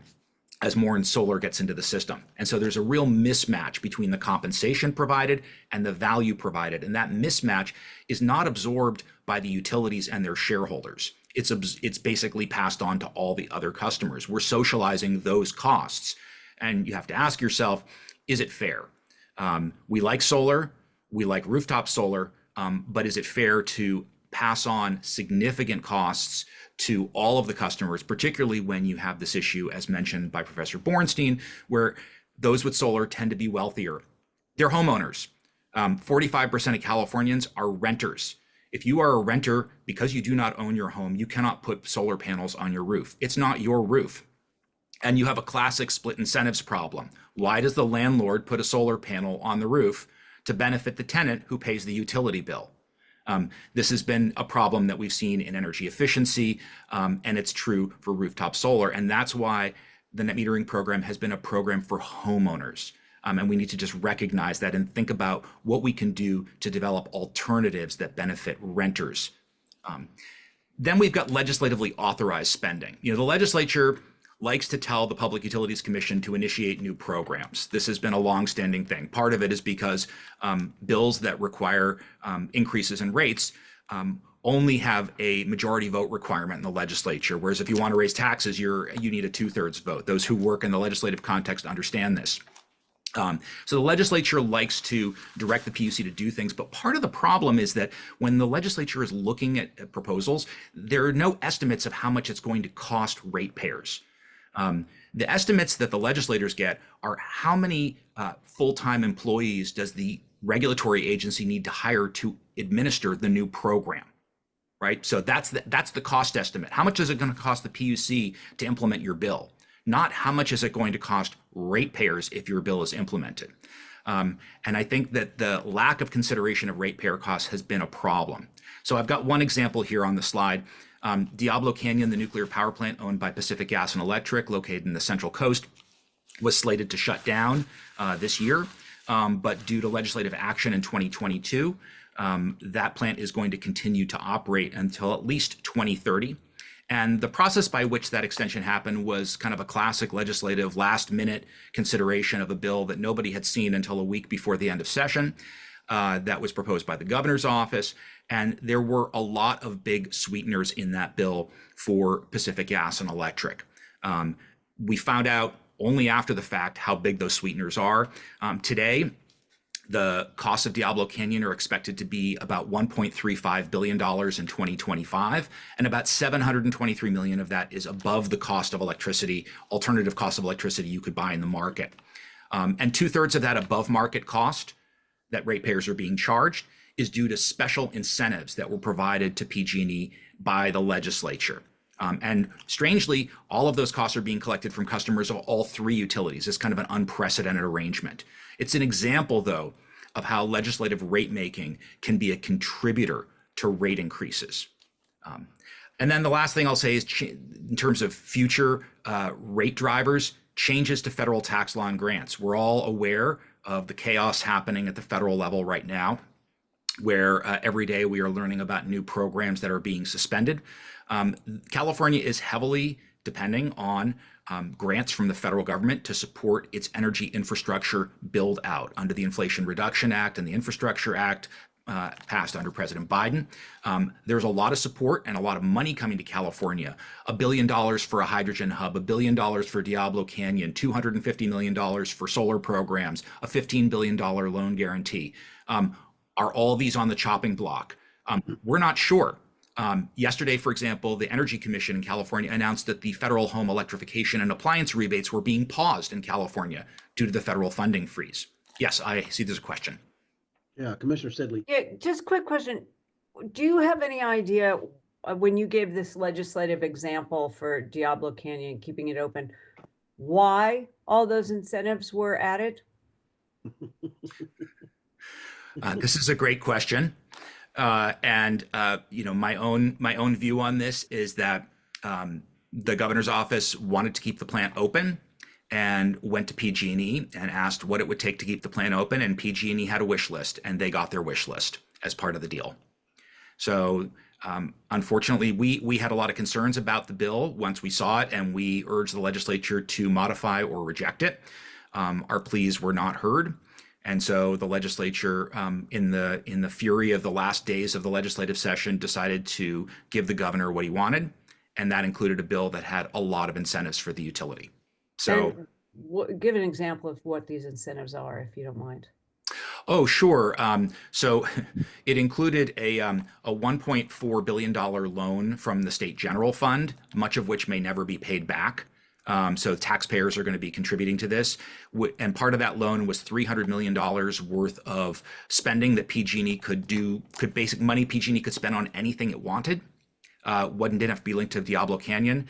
Also, $1.3 billion will be collected from customers through 2030 through fees that PG&E can use to backstop costs on its system that would otherwise be absorbed by its shareholders. We're currently in the process of fighting them over this in the implementation. That's one example. Also, $100 million in guaranteed profits for its shareholders every single year, even if the plant operates poorly. Protections against accountability, even if they overspend on their forecast for the cost of operations. They can spend up to 115% of their forecast with no reasonableness review. Those are a few examples. Interesting. Okay, thank you. Commissioner Eriner, followed by Commissioner Byer. Good morning. Thank you so much. I'm just a little confused. On the chart, you're saying that Diablo Canyon will cost $1.35 billion. But you also mentioned that under the Infrastructure Act, we're getting another billion. So is 1.35 on your chart state general fund, or does that include the federal dollars? No, that is just a ratepayer amount that's collected in utility bills. So on top of all of those numbers, there was an additional amount of money provided by the state general fund, $1.4 billion as a loan. But when this loan was proposed, the assumption was that the federal government was going to essentially backstop that loan through a grant that was provided to PG&E under what's called the Civil Nuclear Credit Program. So outside of what ratepayers pay, this is a separate amount of money provided by taxpayers. And the assumption was the federal government was going to pay back this loan through a grant. The federal grant came in a lot lower than anticipated.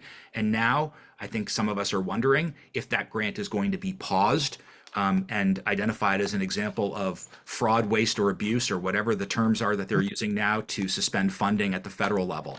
I don't have any information that the funding has been paused, but we're moving in real time on this. So I think everything is potentially on the table. And if the federal money doesn't come in, who's on the hook for the $1.4 billion loan? The taxpayers of California. Okay, thank you. Commissioner Byer? Yeah, two interrelated questions, and it's a bit of a seesaw. So you've got investor-owned utilities, and the fiscal reality is you want investors to buy shares to sustain the enterprise. On the other hand, are they too big to fail? So we're kind of in the horns of a dilemma. If you punish the investor-owned utilities, it discourages people from investing. They go bankrupt. They don't deliver adequate returns. Becomes a kind of a death spiral. On the other hand, we have state regulatory agencies who have to deal with this dilemma every day. Do you have any suggestions for us about how we can add value to the already existing studies and reports on electricity rates beyond what the professor raised earlier? Well, I think it's an interesting point. Yes, the utilities often make the argument that they need to be adequately profitable in order to attract capital investment, in order to keep a good credit rating. And so every time that we discipline them, we're only hurting ourselves. That would be their argument. But there's a point where too much is simply too much. And there's certainly a balance between how much money the utilities need to make to attract capital and what ends up becoming simply excessive incentives for them and their shareholders. I think one way to look at this, and one of the ideas that we're pushing, and I'm going to talk about it in a minute on my slides, is trying to take things off the books of the utilities. Maybe the utilities shouldn't be required to do all things. Maybe we can find other financing and ownership models for the grid for new build out that doesn't require the utilities' credit rating to be as high as possible in order to attract financing. So I think that's part of it, is looking at alternative financing and ownership models. But also, certainly we need accountability for the utilities. And I think that's what the utilities don't like, is being held accountable for poor performance. So if we never held them accountable for poor performance, their credit ratings would be perfect, because investors would know that there's a 0% chance that there would be a disallowance of costs. But that would obviously be a terrible outcome for ratepayers. So we have to figure out how to balance it. Thank you. Thank you. I also want to touch on federal tax credits.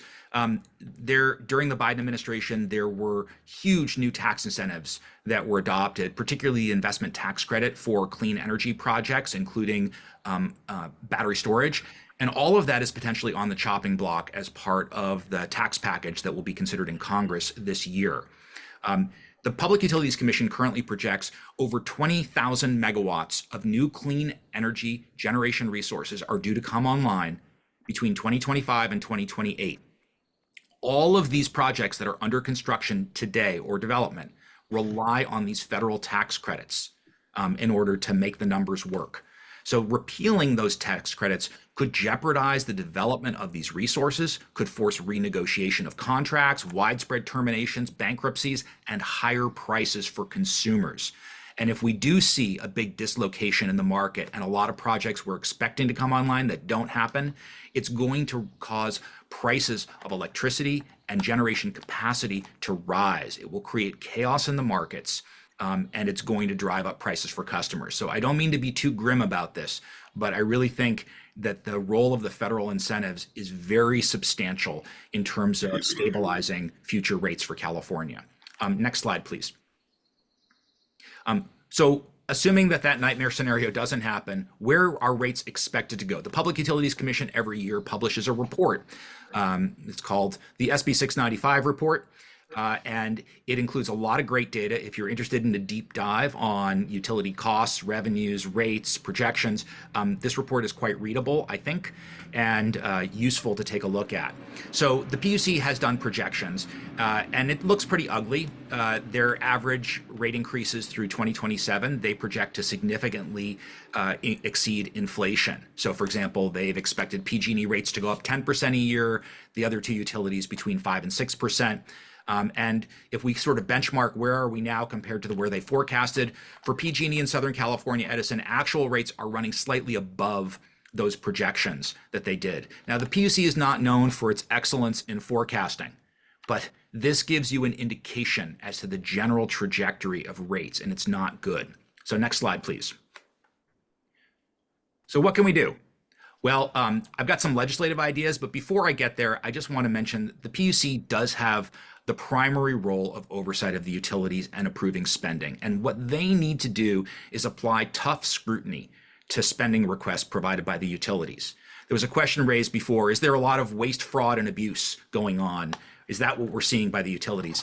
I don't know about fraud, but there is a lot of waste and there's a lot of overspending. And the reason there's overspending is because utilities are compensated based on the amount of money they put into capital projects. So if you imagine all utility spending is broken into two categories, there's expenses that are a pass-through, they don't make money on generally.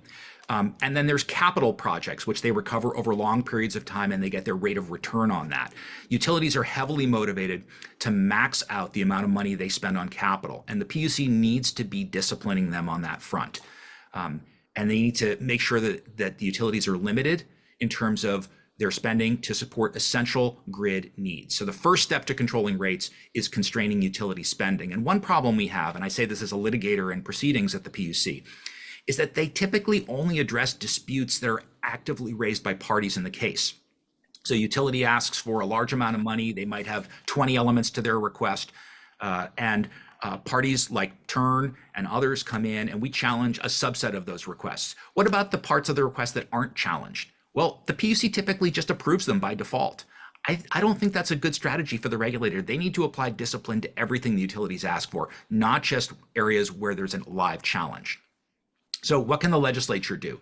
Well, I talked a few minutes ago about alternative financing for grid investments. One idea is to do more of what's called securitization, which is issuing a bond that is backed by ratepayer payments on the bill. This has been done a number of times already.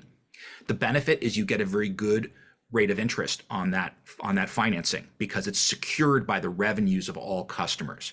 So we think that the utility should be directed to apply up to $15 billion in securitization to offset shareholder investments in new capital investments for wildfire mitigation and for the cost of connecting customers to the grid. And so there were similar requirements in prior bills. We think this is really timely given the amount of spending that's on the table, and it could save over 40% relative to utility financing, with about $1 billion a year in rate reductions in the early years. So just simply changing the way we finance these projects has the ability to save significant amounts of money. Public ownership and financing of new transmission. This is a hot issue. It's going to get hotter in the current legislative session. We think there's a huge role for public ownership of new transmission through either a state infrastructure authority or deputizing existing state agencies or local entities like publicly owned utilities, joint powers authorities, and whatnot. There is a substantial amount of transmission in the state that is already publicly owned by publicly owned utilities. So this is not a new thing. And the California ISO has currently projected $54 billion in new in-state transmission needed to meet our decarbonization targets.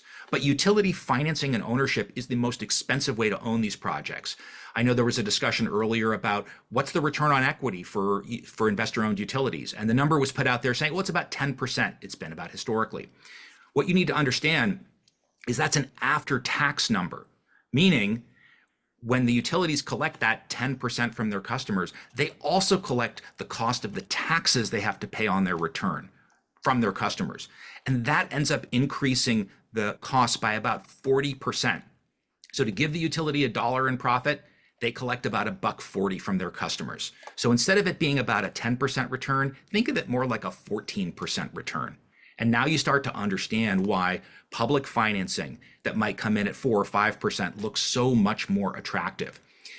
Alternative financing of transmission could reduce costs by more than 50%. And a great new study that recently was released by the Net Zero California and the Clean Air Task Force finds that savings of up to $3 billion a year are possible. Now, there's very few initiatives out there that focus on cutting ratepayer costs without sacrificing the amount of work that's being performed. If we can do the same amount of work with less money, we've hit the sweet spot, and this can help us bend the curve of rate increases over the long term. Now, last year, the legislature enacted AB 3264 by Assemblymember Petrie Norris that directs the Public Utilities Commission to do a study on the potential benefits of alternative financing of transmission. That's due this year, I think at the end of June.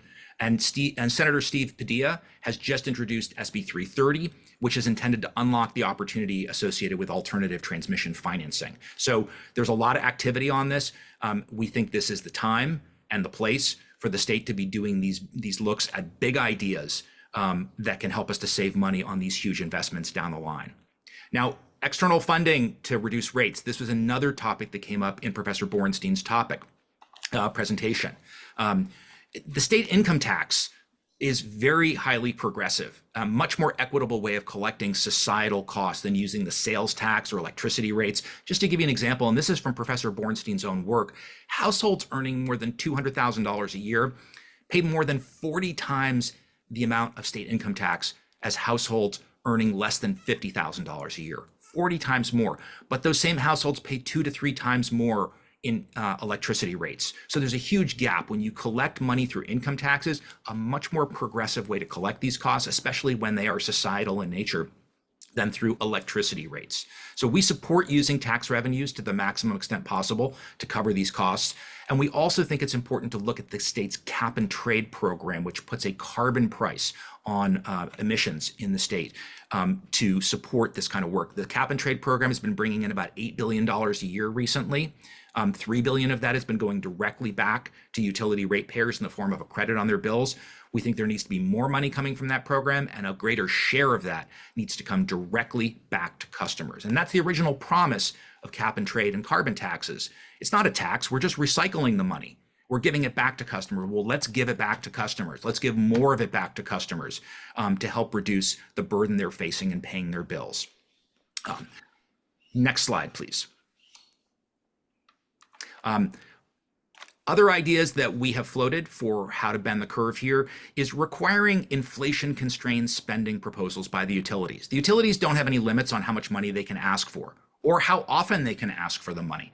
We are always dealing with one after another of new rate increase requests, each one considered completely in isolation with no reference to the others. So one of the ideas we've been floating is requiring the utilities to identify what their rates would look like and what their spending would look like if rate increases were constrained by inflation, and having the PUC also be directed to use inflation as a benchmark. I see there's a question. Very good. Go ahead, Commissioner Hernandez. One issue we see is development. It's a chicken and egg thing out in the real world in terms of developers want certainty over electricity. And a lot of times the utilities say it'll take 2-3 years. Would this impact that if now the utility doesn't know it's going to be able to build out the distribution? Well, I think that's an interesting point. I've actually been working very recently on PG&E's proposal to raise rates by $5 billion to spend more on connecting customers to the grid. I think the answer is no, because the whole point of an inflation-constrained scenario is to force the utilities to separate their core needs from their supplemental wants. So I think connecting customers to the grid looks more like a core need if people can't get service. But the utilities have lots of other things they like to spend money on. And forcing them to prioritize is, I think, how we can enforce a better measure of discipline on overall spending. And that's really the idea here. It's not to put a hard cap on rates. We're not proposing that rates simply can't increase at a rate greater than inflation under any circumstances, but to have that serve as the basis for much tougher scrutiny of what's being put on the table. So we think that's a good way to go. Cost of capital, the next idea here is if we can reduce the cost of capital, the returns on equity to shareholders, it does make a difference. I don't agree with Professor Borenstein that the numbers are that small. I think there's a way to do this so that we end up with more significant savings. And then if you combine this, of course, with taking things off the books of the utilities, let's have more securitization, let's have more public ownership and financing of new grid investments. I think that's a way to really get at this problem.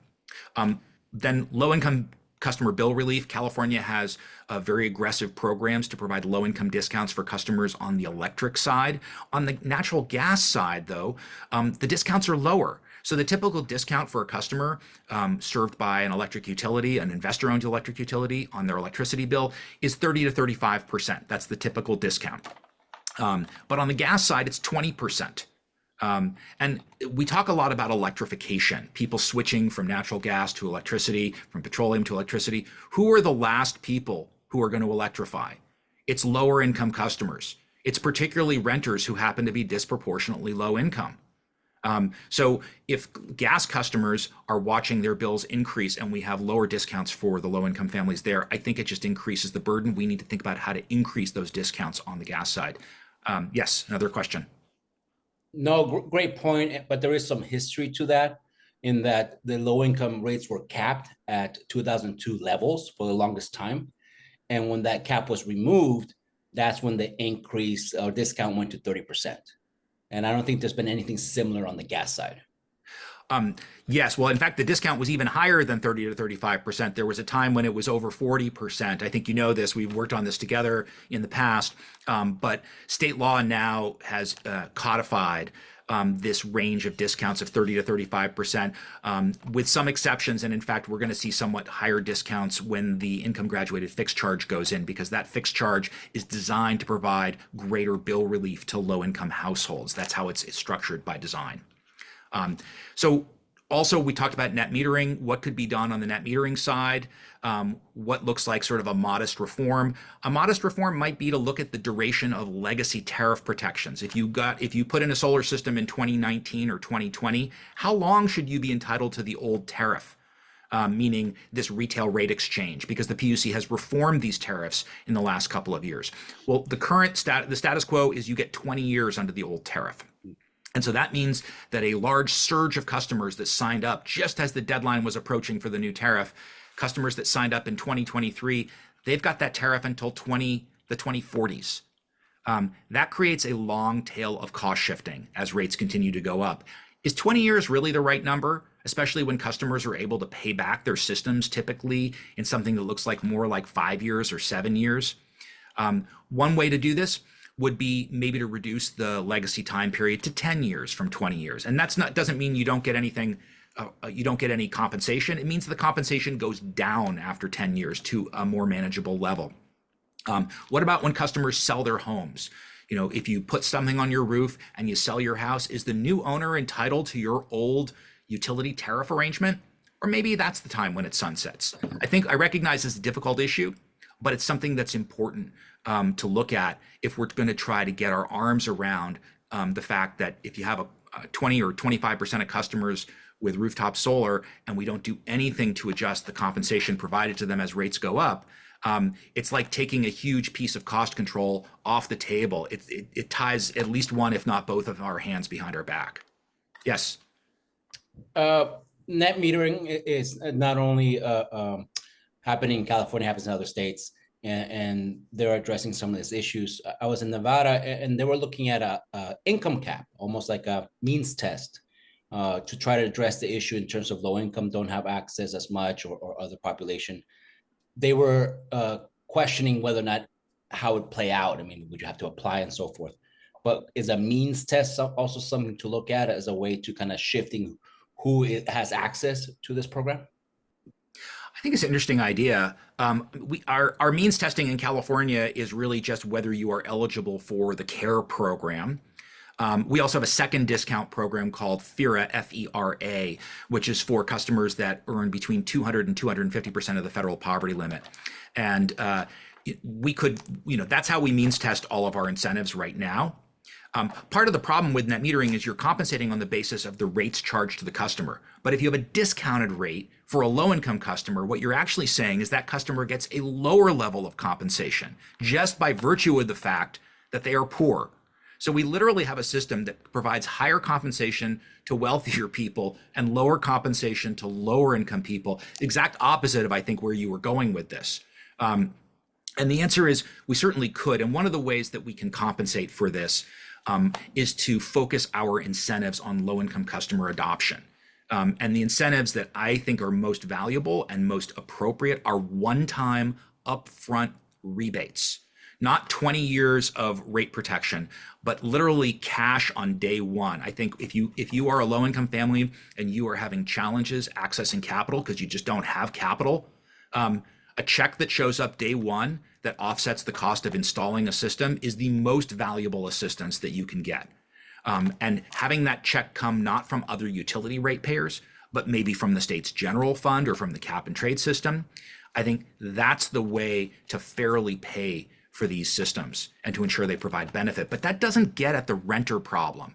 You've still got like 2/3 of low-income customers across the state are renters. How do we give them access? And one way to do that is through a community solar program. We've been supportive of a program that would allow customers to subscribe to solar and storage facilities that are located at the distribution level, that they would be able to get bill credits from. Unfortunately, the PUC has been standing in the way of this program despite legislative direction. I know there's going to be another effort this year to clarify the law. But I do think that a community solar program targeted at benefiting low-income customers is something that would provide real meaningful benefits, while also ensuring that we end up with projects that provide high value to the grid through the use of both solar and energy storage, which is the most valuable piece of that. So finally, I've talked about Diablo Canyon. I do think that modifying that deal would provide benefits. I find myself particularly offended by the fact that this deal represents kind of a sweetheart arrangement with a company that is arguably the most hated company in the state of California, that has, was convicted of a felony, that has burned towns across the state. And I'm not sure why the state needs to be doing extra favors for them in terms of sweetheart deals from the legislature. So I think there's a way to modify that and provide smaller incentives while still ensuring, if the state wants to, that the nuclear plant continues to operate. So that's what I've got for my presentation. I'm happy to address any other issues, including the ones that Professor Borenstein talked about, but I appreciate the opportunity to speak here. Thank you very much. Let me take a look at fellow commissioners. Any last questions or comments before we thank Mr. Freedman, who seems to enjoy a special relationship with Commissioner Hernandez, all of which we benefited from. So grateful that it happened.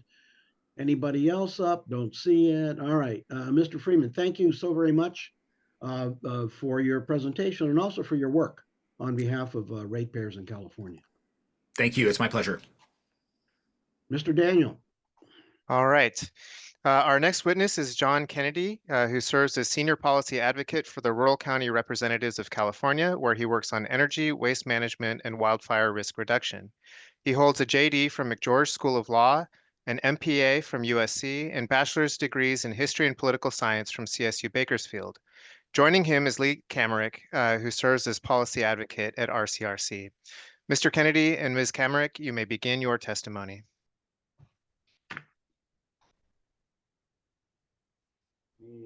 Turn on the audio and video. All right, can you all hear me? Wonderful. Well, thank you for inviting us. John Kennedy with RCRC, and Leigh, would you like to say hello? Oh, good afternoon, Leigh Kammerich with RCRC. All right, let's go to the second slide, please. So RCRC, we represent 40 of the state's 58 counties. We're home to about 1 in 7 Californians. We are very resource rich, have a lot of forested communities, a lot of ag land, and a lot of recreational opportunities, and a lot of the distribution lines that have been talked about over the last couple panels. Typically, most of our counties have lower income populations. We have lower population densities, and importantly, significantly higher fire risks. At RCRC, we've been really heavily engaged in energy issues over the last several years, at least the last 5 or 6 years, at the legislature, the PUC, the CEC, and energy safety. We started with a real focus on wildfire risk reduction, and then added reliability and resiliency, distribution planning and grid capacity, and of course, affordability. Next slide, please. So just to provide an overview, our residents and the state's residents get power from a lot of different organizations. We've got the big 3 IOUs. There are a lot of munis out there that are different in a lot of respects in terms of how they're regulated. We've got co-ops, we've got special districts, and then next slide, please. We've also got a couple dozen CCAs, community choice aggregators, that directly sell power to residents in their communities using the distribution lines of the incumbent IOUs or other providers. All right, next slide, please. So today, Leigh and I are really going to chat about affordability challenges in rural areas. There are a lot of things we can talk about in this area. I'm happy to provide more context, more color, and follow-up communications to the Little Hoover Commission.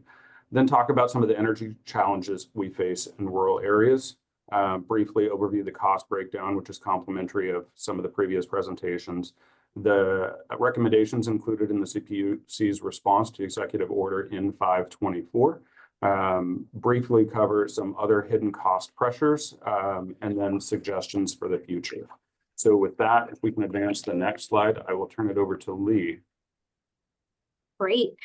So as John mentioned, we are hearing more and more distress from rural communities, especially in those hot inland areas that are struggling to pay for their electric bills. And just for context, our 40 rural member counties have an average median household income of $73,889, which is well below California's statewide average household income of $91,551. So many of these low, moderate, and fixed income households have been unable to cope with the multiple rate increases in a given year, afford the high efficiency heat pump upgrades, resiliency options like small backup generators, or even safely turn up the thermostat on those digit heat days more than they already do to save money. And when the power goes out, it's more than an inconvenience. Besides losing perishable food, they may also lose medicines like insulin or the ability to power breathing apparatuses or those mobility chairs. And heat waves can have serious effects on healthy bodies, but those who may be medically vulnerable or elderly may experience dehydration or hospitalization without that air conditioning. And in unincorporated areas with households that rely on groundwater wells, pumping is very energy intensive and leads to those high bills in addition to their air conditioning usage. And when the power goes out, the ability to access clean drinking water is also lost. We're hearing more and more from small businesses as well. We've heard where chocolate has melted on grocery store shelves and where restaurants have higher energy bills than their commercial lease payments. Local government facilities are also impacted by higher bills and limited resources.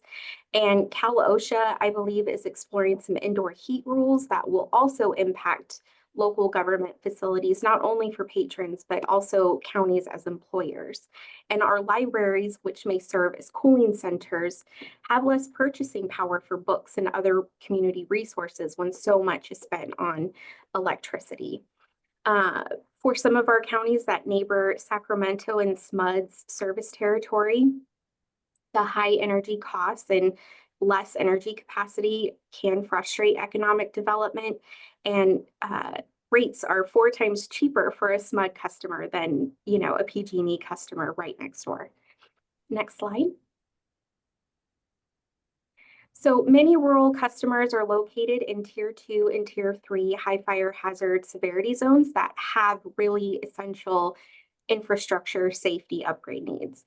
Prolonged drought and massive tree mortality in the 2010s, coupled with decades of underinvestment in healthy forests and utility deferred maintenance, has really culminated into a crisis that's devastated entire communities when utility infrastructure has ignited fires.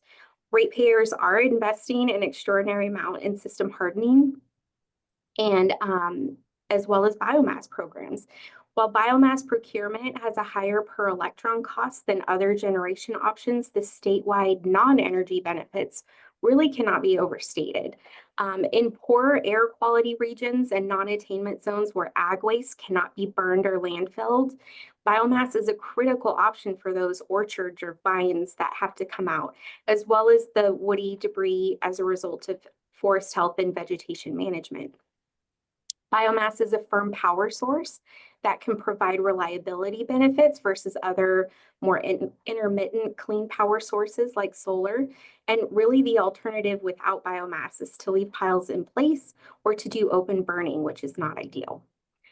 Most utilities, with the exception of PG&E, treat or remove felled wood from their vegetation management operations that could expose communities to greater risk if left in place to fuel fires or impact defensible space. And while PG&E's deviation from best management practices may benefit ratepayers, it does have downstream effects on property taxpayers and exacerbates the homeowner's insurance crisis, again, when that defensible space is compromised by their business activities.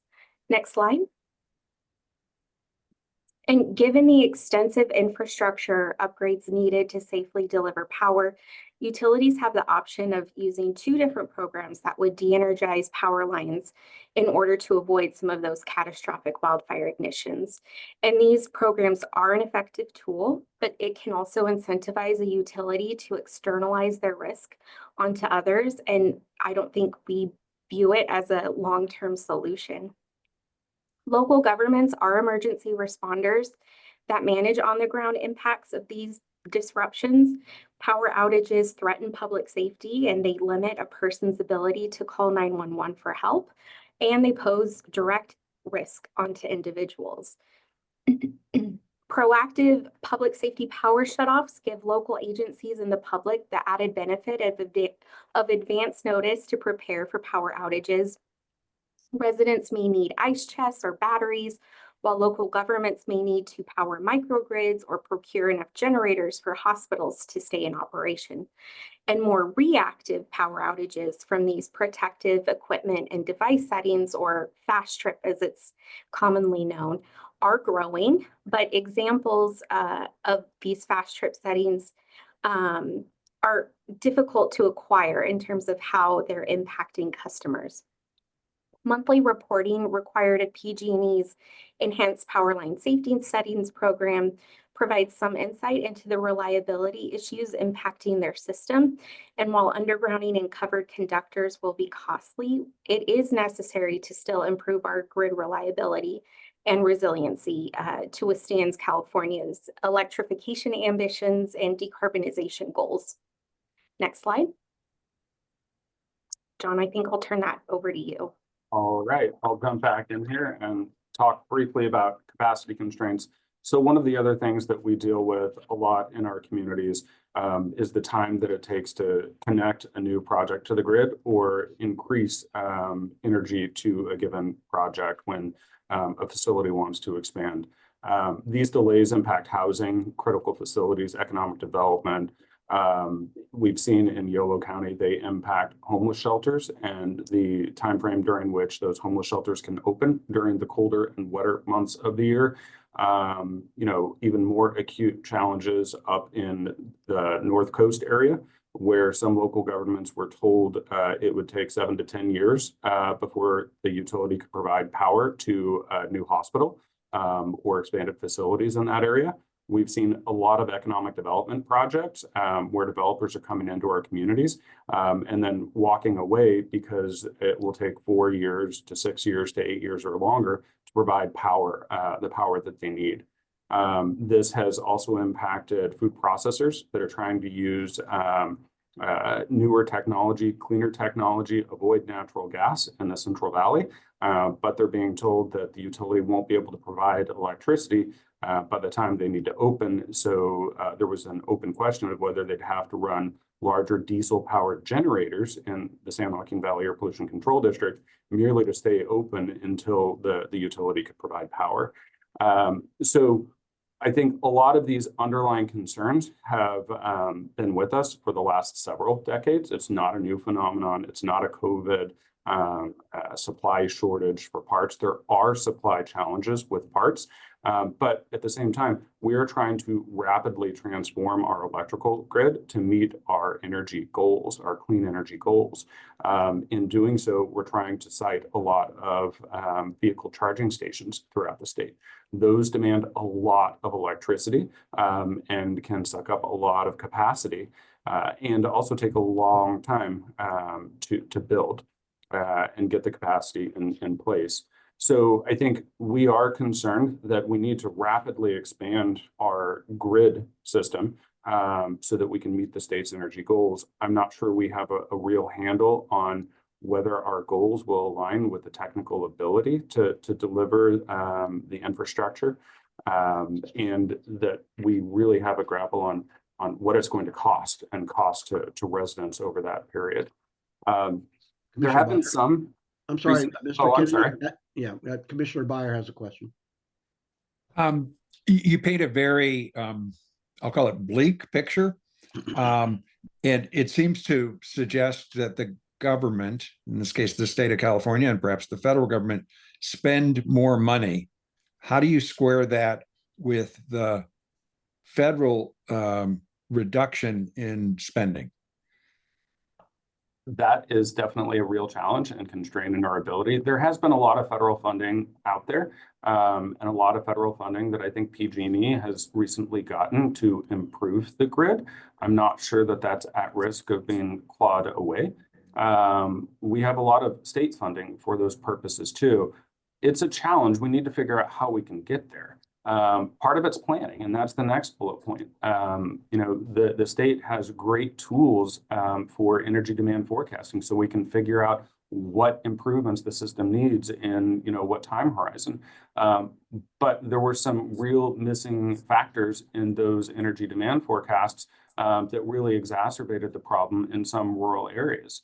So sorry for interrupting. So I'm I'm trying to get at a higher altitude. So if the federal government reduced its workforce by, let's say, 10 or 20% and reduced its spending level in grants by the same magnitude, would that hurt rural California? I think it could hurt rural California, depending on where those cuts are. You know, whether they're Forest Service workers, national parks workers. Certainly, as far as impacts to income in rural areas, there could be impacts there. People lose wages. At the same time, in terms of direct funding to California to fund these infrastructure projects, I would certainly have to defer to the CEC or CPUC to hear how much funding we may be getting in a given year for some of these grid system improvements or other incentive programs. Thank you. All right, so it's a scary picture, but one we need to think about because we're in this to improve life for Californians, right? There are roles for the legislature to play, roles for the IOUs to play in terms of how quickly we can get projects brought online, roles for local governments to play. And we've been trying to break down a lot of those barriers over time. It's just going to take a while to see some of those benefits. Next slide, please. So these charts are pulled from CPUC's response to Executive Order N524 that just kind of break down where our costs are coming from. Generation and distribution, again, these are for the IOUs, public purpose programs, and then the pie chart kind of breaks down NIM versus some other programs. Wildfire mitigation is definitely a fairly large chunk of the non-transmission distribution generation programs. But this kind of puts things in perspective. And I think we're spending a lot of time, and we absolutely should be spending a lot of time on the right side of the pie chart, looking at ways that we can reduce costs associated with wildfire mitigation, energy efficiency. Are those costs worth it? I think a lot of those costs are, and questions about NIM. But we should also be looking to the transmission, distribution, generation component and asking ourselves what we can do better, what we can do differently to reduce some of the costs of building the new infrastructure, the costs of deploying covered conductor or to underground lines in a lot of these areas. Because if we can reduce those costs, we'll also reduce the costs we pay for, the rate of return for IOUs, and derive a lot more benefits from our endeavors here. Next slide. So this may be coming up at a future hearing in which you invite the PUC, but these are some of the executive orders recommendations. Shift costs for net energy metering 1 and 2, or reduce the compensation. That's probably enough for a multi-day hearing from a lot of different stakeholders. We've heard a lot about funding care and FARA discounts from stable non-ratepayer sources. Looking at funding the public purpose programs that benefit all ratepayers in a different way, whether it's state general fund or another funding source, GGRF, potentially for some of these things. There are discussions about reprioritizing transportation electrification. Should all ratepayers pay for that? Are there ways that we could look at lower cost wildfire mitigation methods? So these are some of the things that the executive order is looking at. Some of the programs are for technology development, like the EPIC program, the SGIP program, which provides funding for self-generation. A lot of times these may be solar panels. Now I think it's more shifted to solar plus storage. There have been some resiliency programs where some of those programs were tailored to residents living in those areas that were most prone to PSPS or EPSS outages. And then, demand response programs, which I think are increasing in popularity because it takes time to build new resources, but is certainly rationing. And it's difficult to imagine a state like California rationing electrical resources, especially in an area like the Central Valley, where it's incredibly hot for a lot of residents. We should be able to figure out a way to build and have the capacity that we need when we need it. And there are a lot of ways to get there. Moving to the next slide, please. The executive order also evaluated how can we retool the California Climate Credit.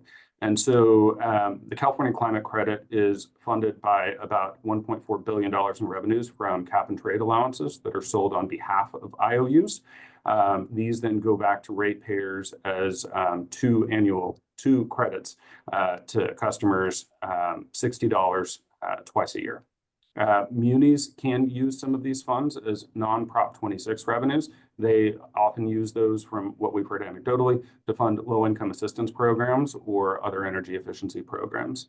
So in looking at ways that we can improve the California climate credit, the CPUC considered, well, the status quo is everyone gets $120 a year. That's all 11.6 million customers. We could change this so the money only goes to care and fair customers. That's about 3.1 million Californians, about $454 a year. So they would see a massive increase in the climate credit. Or we could just provide this credit to non-solar customers, in which case those 9.9 million customers would get about $142 a year. So a slight tick up. Next slide, please. And so I think what we're suggesting here is we need to tread carefully, right? Anytime we start talking about rejiggering how these programs will work, whether it's NIM or the climate credit, there's a real risk of increasing energy costs for a significant number of Californians as well. These are all zero-sum situations. AB 205's fixed monthly charge, which didn't get a lot of attention in the budget trailer bill, caused a lot of shock when the utilities came in and suggested that we should impose a new fixed monthly charge of up to $85 or $120 on customers. That was very difficult to swallow, and at the end of the day, the PUC ultimately adopted a $24 a month fixed charge that will result in lower monthly costs for a good chunk of Californians, but also higher costs for a good chunk of Californians as well. And so limiting the California climate credit to non-solar customers, again, putting it in perspective, will increase energy costs for 2 million Californians by $120 a year. Limiting it to care and fair customers will increase energy costs for 8.5 million customers by about $120 a year. So these are very, very difficult conversations that will probably provoke a lot of public commentary and public concern. Next slide, please.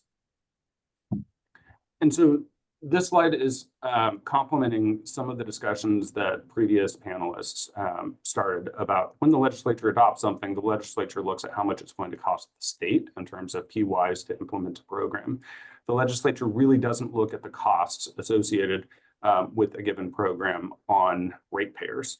And so SB 247 was a bill passed in 2019, wildfire risk reduction bill. It did a number of things, but one of the provisions in there was requiring electrical line clearance trimmers to be paid prevailing wage. There was a concern that we were getting a lot of laborers coming in from out of state and displacing some in-state tree trimmers because PG&E was massively increasing their vegetation management. It was a policy decision. There were no estimates offered by the author of the legislature on how much this would cost ratepayers. The filings over the last couple of years to the PUC have indicated that SCE attributed about 175 or saw 175 increase in contract rates for vegetation management as a result of SB 247. Bear Valley Electric Service, an 82% increase in hourly wages. It was actually higher for managers. And then PG&E saw an increase in about $127 a tree on contract costs from a base of $203 a tree prior to SB 247. So again, a 62% increase. And this is important because we're spending hundreds of millions of dollars a year on vegetation management. And so a significant increase is obviously being passed on to the ratepayers here. Again, policy decisions that the legislature makes, but policy decisions that should be informed by a thorough evaluation of the cost those will have for ratepayers. Next slide, please. All right, so I think first, do no harm. Avoid increasing energy prices for one class of customers in pursuit of affordability for another. There are some easy decisions that I think could be made to shift who gets the climate credit, but let's take a little longer and see if there are other sources of funding or other strategies that we could take that will reduce costs for all Californians. really do a thorough root cause analysis of factors impacting cost and identifying savings for generation, transmission, distribution, that big wedge in the pie chart. We've done a lot of baby steps to start reducing costs and delays in permitting, environmental review, and construction costs. The PUC updated GO 131D. The legislature's taken some steps, but I think there's a role for the legislature's permit reform committee to come in and suggest other avenues for improvements. And take a look at whether ratepayers can afford or the timeline for delivery of California's rapid electrification plans. I think we need to have honest and frank discussions about the time frame during which we're expected to achieve those goals and the trade-offs that it will cause for impacts to ratepayers. And I think one of the big takeaways that you'll hear from a lot of people, yes, definitely look at shifting public purpose programs from ratepayers to a stable statewide funding source. And I think the key term here is stable. Many of the programs that are funded by ratepayers are absolutely vital. This includes the CARE program, the FARA program, biomass procurement. You'll probably hear a lot about the BioMat program, which funds small biomass facilities, or the BioRAM program, which is larger facilities. The electrons are very expensive from those projects, but the waste management, the wildfire risk reduction benefits associated with those projects are absolutely vital for the state of California, and they're investments that benefit the entire state of California because they help reduce the risk of wildfire response, CAL FIRE's costs associated with that. And to put a point on that, the BioMat and BioRAM programs, the PUC identified cost about $150 million a year. That's about 86 cents a month for each customer in the state of California, and they really play a key role. And then I also want to focus on expand eligibility for programs like low-income weatherization, especially in high heat areas. I come from Bakersfield in the Central Valley. Leigh was also raised in the Central Valley. It's really expensive to try and keep houses cool, livable, especially when the temperature doesn't start dropping until very late at night.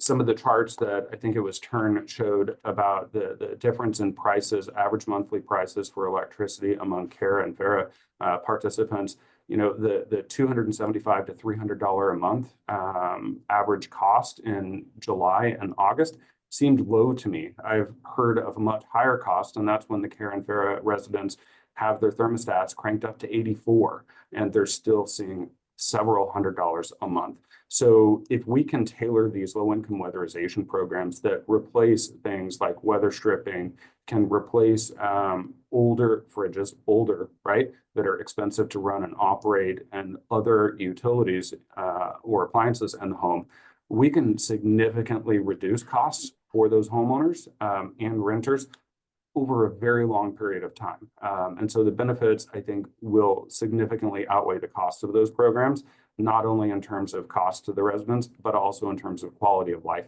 for those folks as well. And then next slide.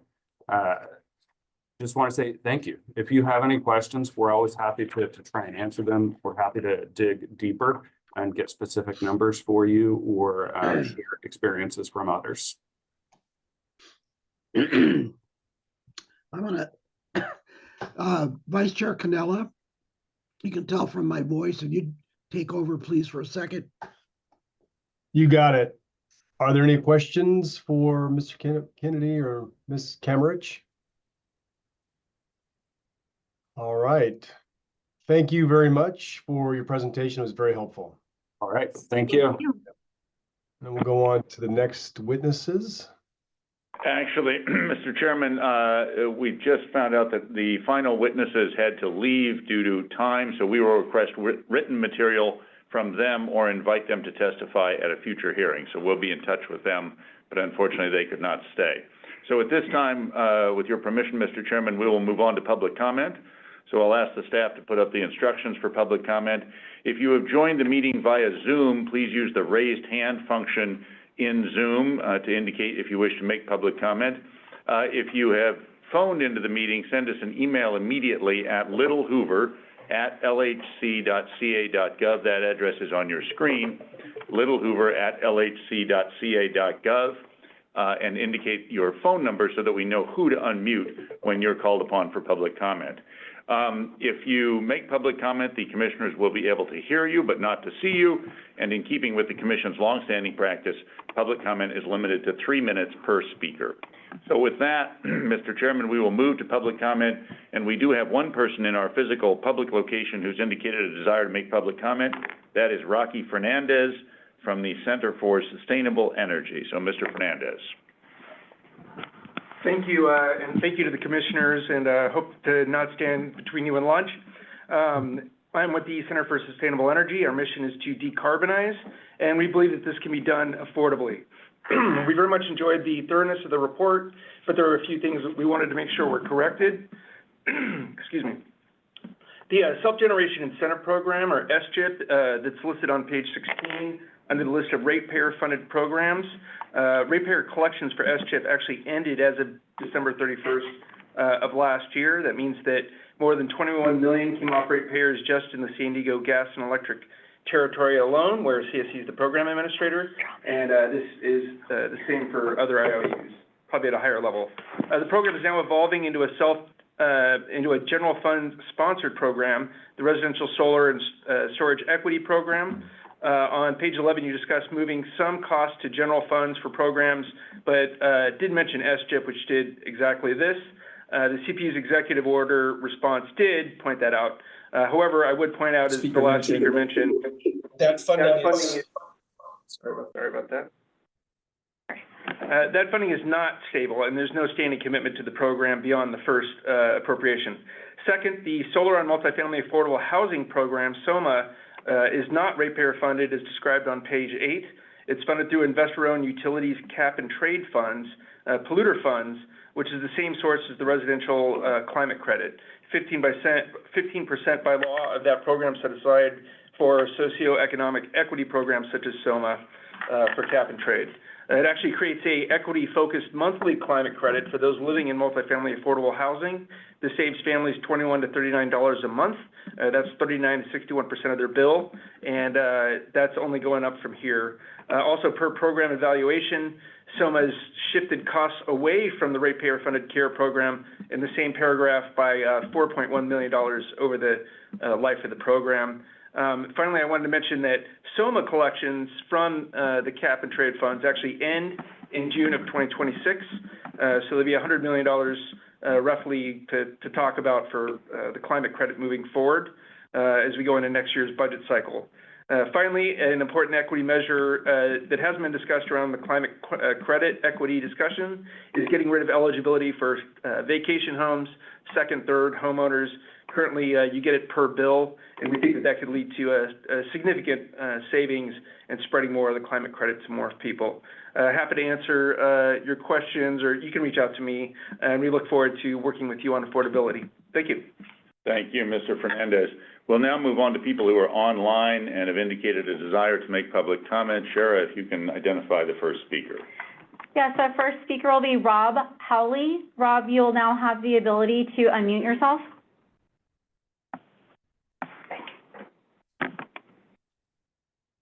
Okay, I should be online. All right, hello. Yes, we can hear you. Thank you for your talk so far. Critics consistently fail to acknowledge that if our distributed generation were replaced with grid purchases during peak times, utilities would require additional grid capacity, leading to increased construction costs. They also failed to mention that NEM users are now required to pay a minimum charge and will be subject to the utility tax starting next year, just like everyone else. Moreover, solar users purchase electricity. My car is almost directly charged.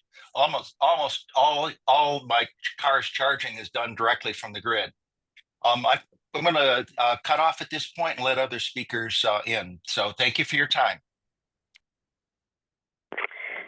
Thank you. Our next speaker will be Richard McCann.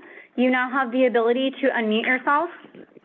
Hello, I'm Richard McCann. I'm a partner with M Cubed, commenting on behalf of the California Solar and Storage Association. The problem with rates is utility spending, not a lack of customer sales. So sales have been flat, not generally declining, because customers are investing in energy efficiency and rooftop solar. Energy efficiency creates 3 times more saving than rooftop solar. Corporations are not entitled to the future use of customers, and those customers are not obligated to pay future corporate profits, which is the premise of Dr. Borenstein's and Mr. Freedman's analyses. They are advocating for the Ponzi scheme that utilities need growth to transfer money from one set of customers to another. Rooftop solar customers predominantly have incomes below $150,000, which is well below the amount considered sufficient to buy a house at an average price of $900,000. The median household income is only 8% above that of all homeowners. It's a myth that wealthier households are the ones who own rooftop solar. Peak loads have been relatively constant for 20 years thanks to rooftop solar. California ISO metered peak is 20% lower than what it would have been otherwise. Saving in generation, transmission, and distribution costs is acknowledged by Mr. Freedman. Wildfires and net energy metering are not the primary sources of increased rates. Wildfire costs are only 11 to 13% of IOU revenue requirements, but we're talking about 75% rate increases. T&D rates are 3 times higher than they were in 2002, despite no load growth since 2006. Inflation only rose 77%. From 2002 to 2017, these rates doubled for PG&E and went up 2.5 times for SCE and SDG&E. The majority of the increases we've seen long before wildfires and solar were significant factors. Contrary to Dr. Borenstein's claim, transmission rates have gone up 9-fold for PG&E and SDG&E and 5-fold for SCE. If these costs are fixed, they should not have increased so much over 20 years. Generation rates, which are not affected by wildfires or net energy metering, have increased dramatically as well, by 40% in the last 4 years. None of these costs related to generation can be attributed to rooftop solar. The Public Advocate's Office cost shift analysis has numerous errors and is inconstructed correctly, and we detail those mistakes in our recent report. And the only analysts that have agreed with the assessment are the IOUs themselves and those affiliated with Dr. Borenstein's UC Energy Institute. In contrast, 12 experienced energy experts and former regulators agree with our critique. We look forward to the opportunity to explore these issues more deeply before the Commission soon. Thank you. Thank you very much, Mr. McCann. Commissioners, I might note that the California Solar and Storage Association, which published Mr. McCann's paper, will be testifying at our March 27th hearing, our next hearing. Sheriff, you can identify the next public comment person. Yes, our next public comment will come from Allison Hilliard. You now have the ability to unmute yourself. Hi, hello everyone. My name is Allison Hilliard and I am the Legislative Manager for the Climate Center. While California has made great progress, the transition to renewable energy is not inevitable.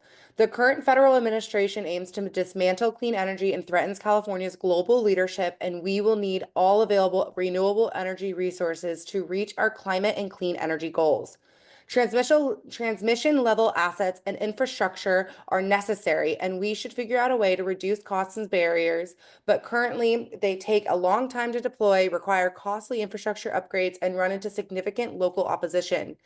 We must take an all of the above approach with renewable energy solutions at the center, and wherever possible, allow all Californians, and especially low in income and disadvantaged communities, to participate in renewable energy programs that provide utility bill savings. There is an opportunity to lower electricity costs by utilizing distributed energy assets that millions of Californians already have in their homes and driveways, like smart thermostats, home batteries, and electric vehicles. Multiple studies and reports from the Battle Group, the U.S. Department of Energy, and the Climate Center have highlighted this opportunity. Together, these resources can shift, store, and deliver energy during times of peak demand, reducing stress on the grid. Proper integration of these DER assets can help reduce the need for additional infrastructure, such as poles and wires, leading to cost savings for all ratepayers. Establishing functional markets for distributed energy resources can also generate new revenue for asset owners, offering an alternative to the current approach of relying on polluting power plants, which are often located in low-income communities. As you consider affordability this session, we strongly encourage prioritizing the vast, currently untapped opportunity to utilize customer-owned distributed clean energy assets such as bidirectional electric vehicles to build a more affordable and reliable grid. All people, regardless of income level, will benefit from the use of DERs. Thank you. Thank you. Our next public comment will come from Michael E. Boyd. You now have the ability to unmute yourself. Hello, can you hear me? Yes, we can.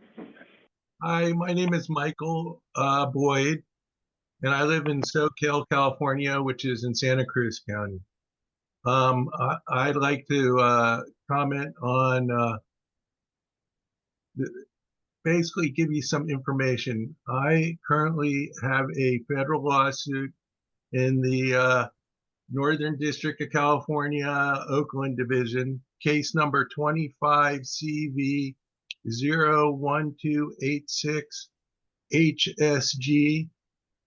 I'm suing the California Public Utilities Commission, the governor, and the commissioners, former and current, and CPU staff, and the 3 investor-owned utilities, Pacific Gas and Electric, San Diego Gas and Electric, and Southern California Edison. I'm suing them under the Federal Sherman Act and the California Cartwright Act. The IO's, the utilities conspiracy's objectives are wholesale and retail price fixing, group boycotting, price discrimination, and a conspiracy tying small renewable power generators, including those IOU customers' residential solar system, tying their wholesale sales and compensation to their participating in CPUC's net energy metering program, or NEM.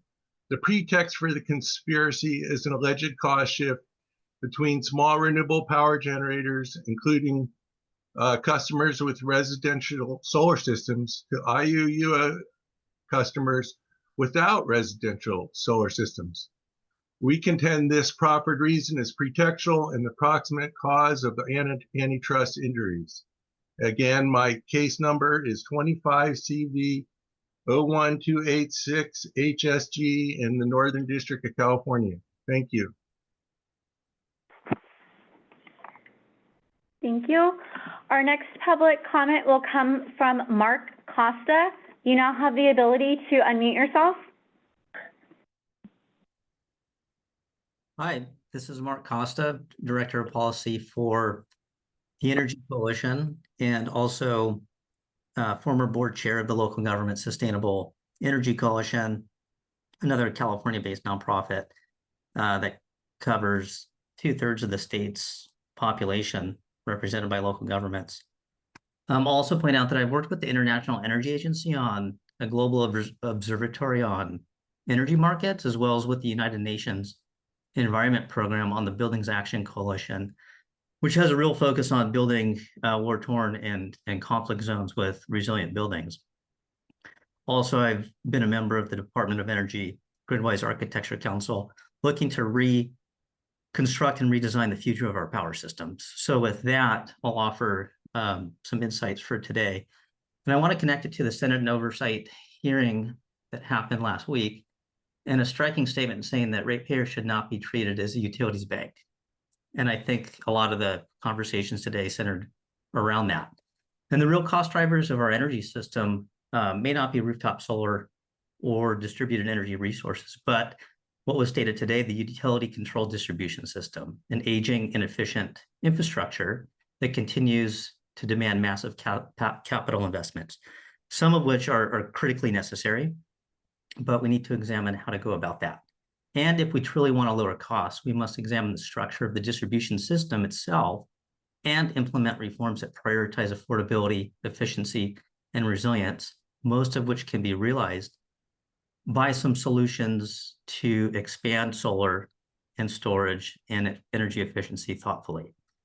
We've already addressed some of these through the legislated income graduated fixed charges.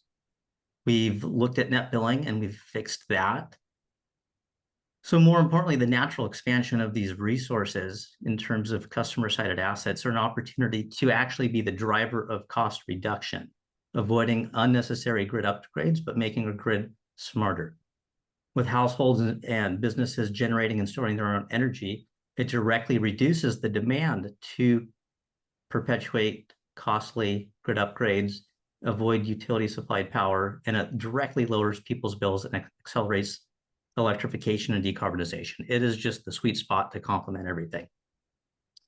So as we make this decentralized future, power doesn't need to have to be generated in remote locations, transmitted over long distances, overwhelming transmission lines and distribution capacity, which takes a long time to build, especially as we think about rebuilding in the fires in Southern California, where I'm located.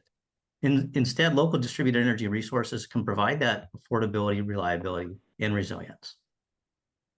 So I'll just close by saying that the cost shifting of these into state budget, does that truly lower the cost of our system, or is it just spreading the burden across all taxpayers rather than addressing the root issue?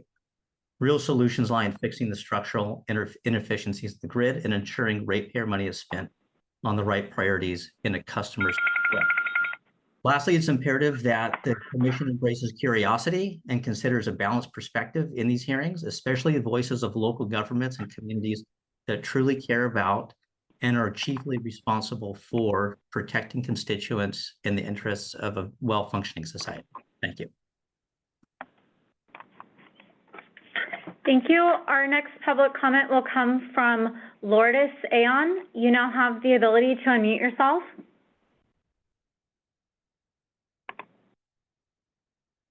Hi, this is Lourdes Ayon. Can everybody hear me? Yes, we can. Okay. Hi, good afternoon, Chairman and Commissioners. I am representing San Diego Gas and Electric today and wanted to share that for our company, energy affordability is of great importance. For the last 10 years, we have been working very hard with the legislature to try and come up with solutions around solar, around rooftop solar, around other issues that were mentioned today, such as PPP programs.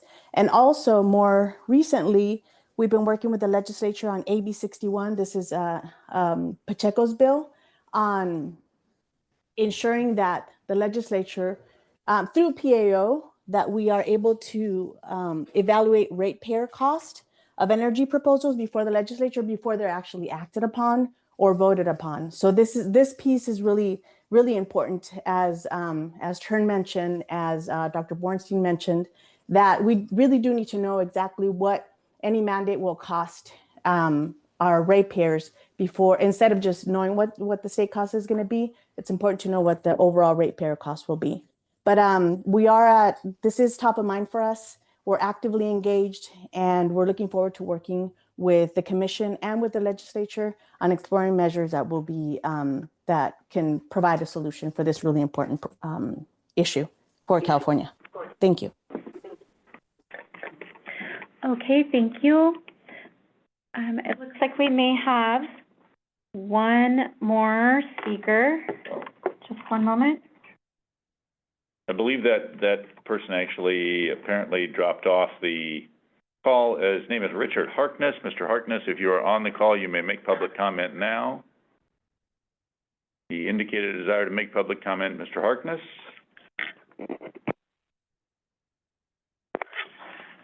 If you need to make public comment, you may make it now. And if not, we will close the public comment session. Mr. Chairman, I believe we've completed the agenda for today. I will note that the Commission will next meet on March 27th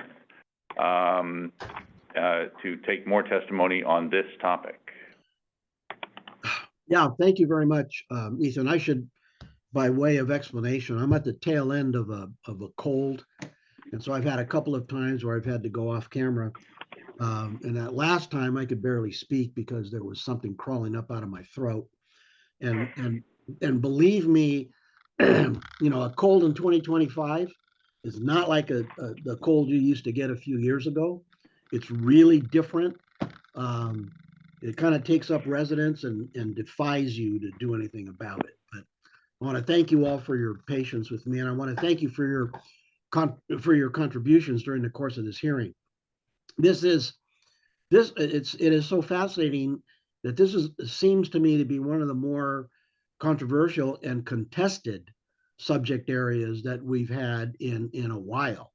And it almost sounds as though we're talking to people who have different kinds of faith, different kinds of religion.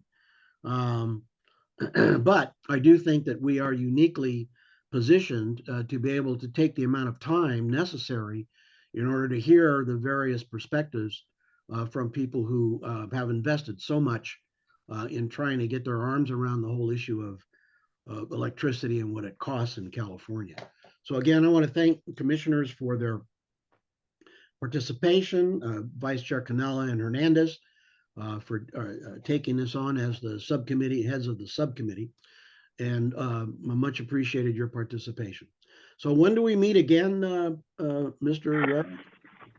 Mr. Chairman, we will meet on March 27th. As the commission knows, as outlined in the email I sent last night, that meeting will be an online, an online meeting beginning at 10 a.m. on March 27th. All right. Thank you so much, everybody. Please enjoy until we meet again.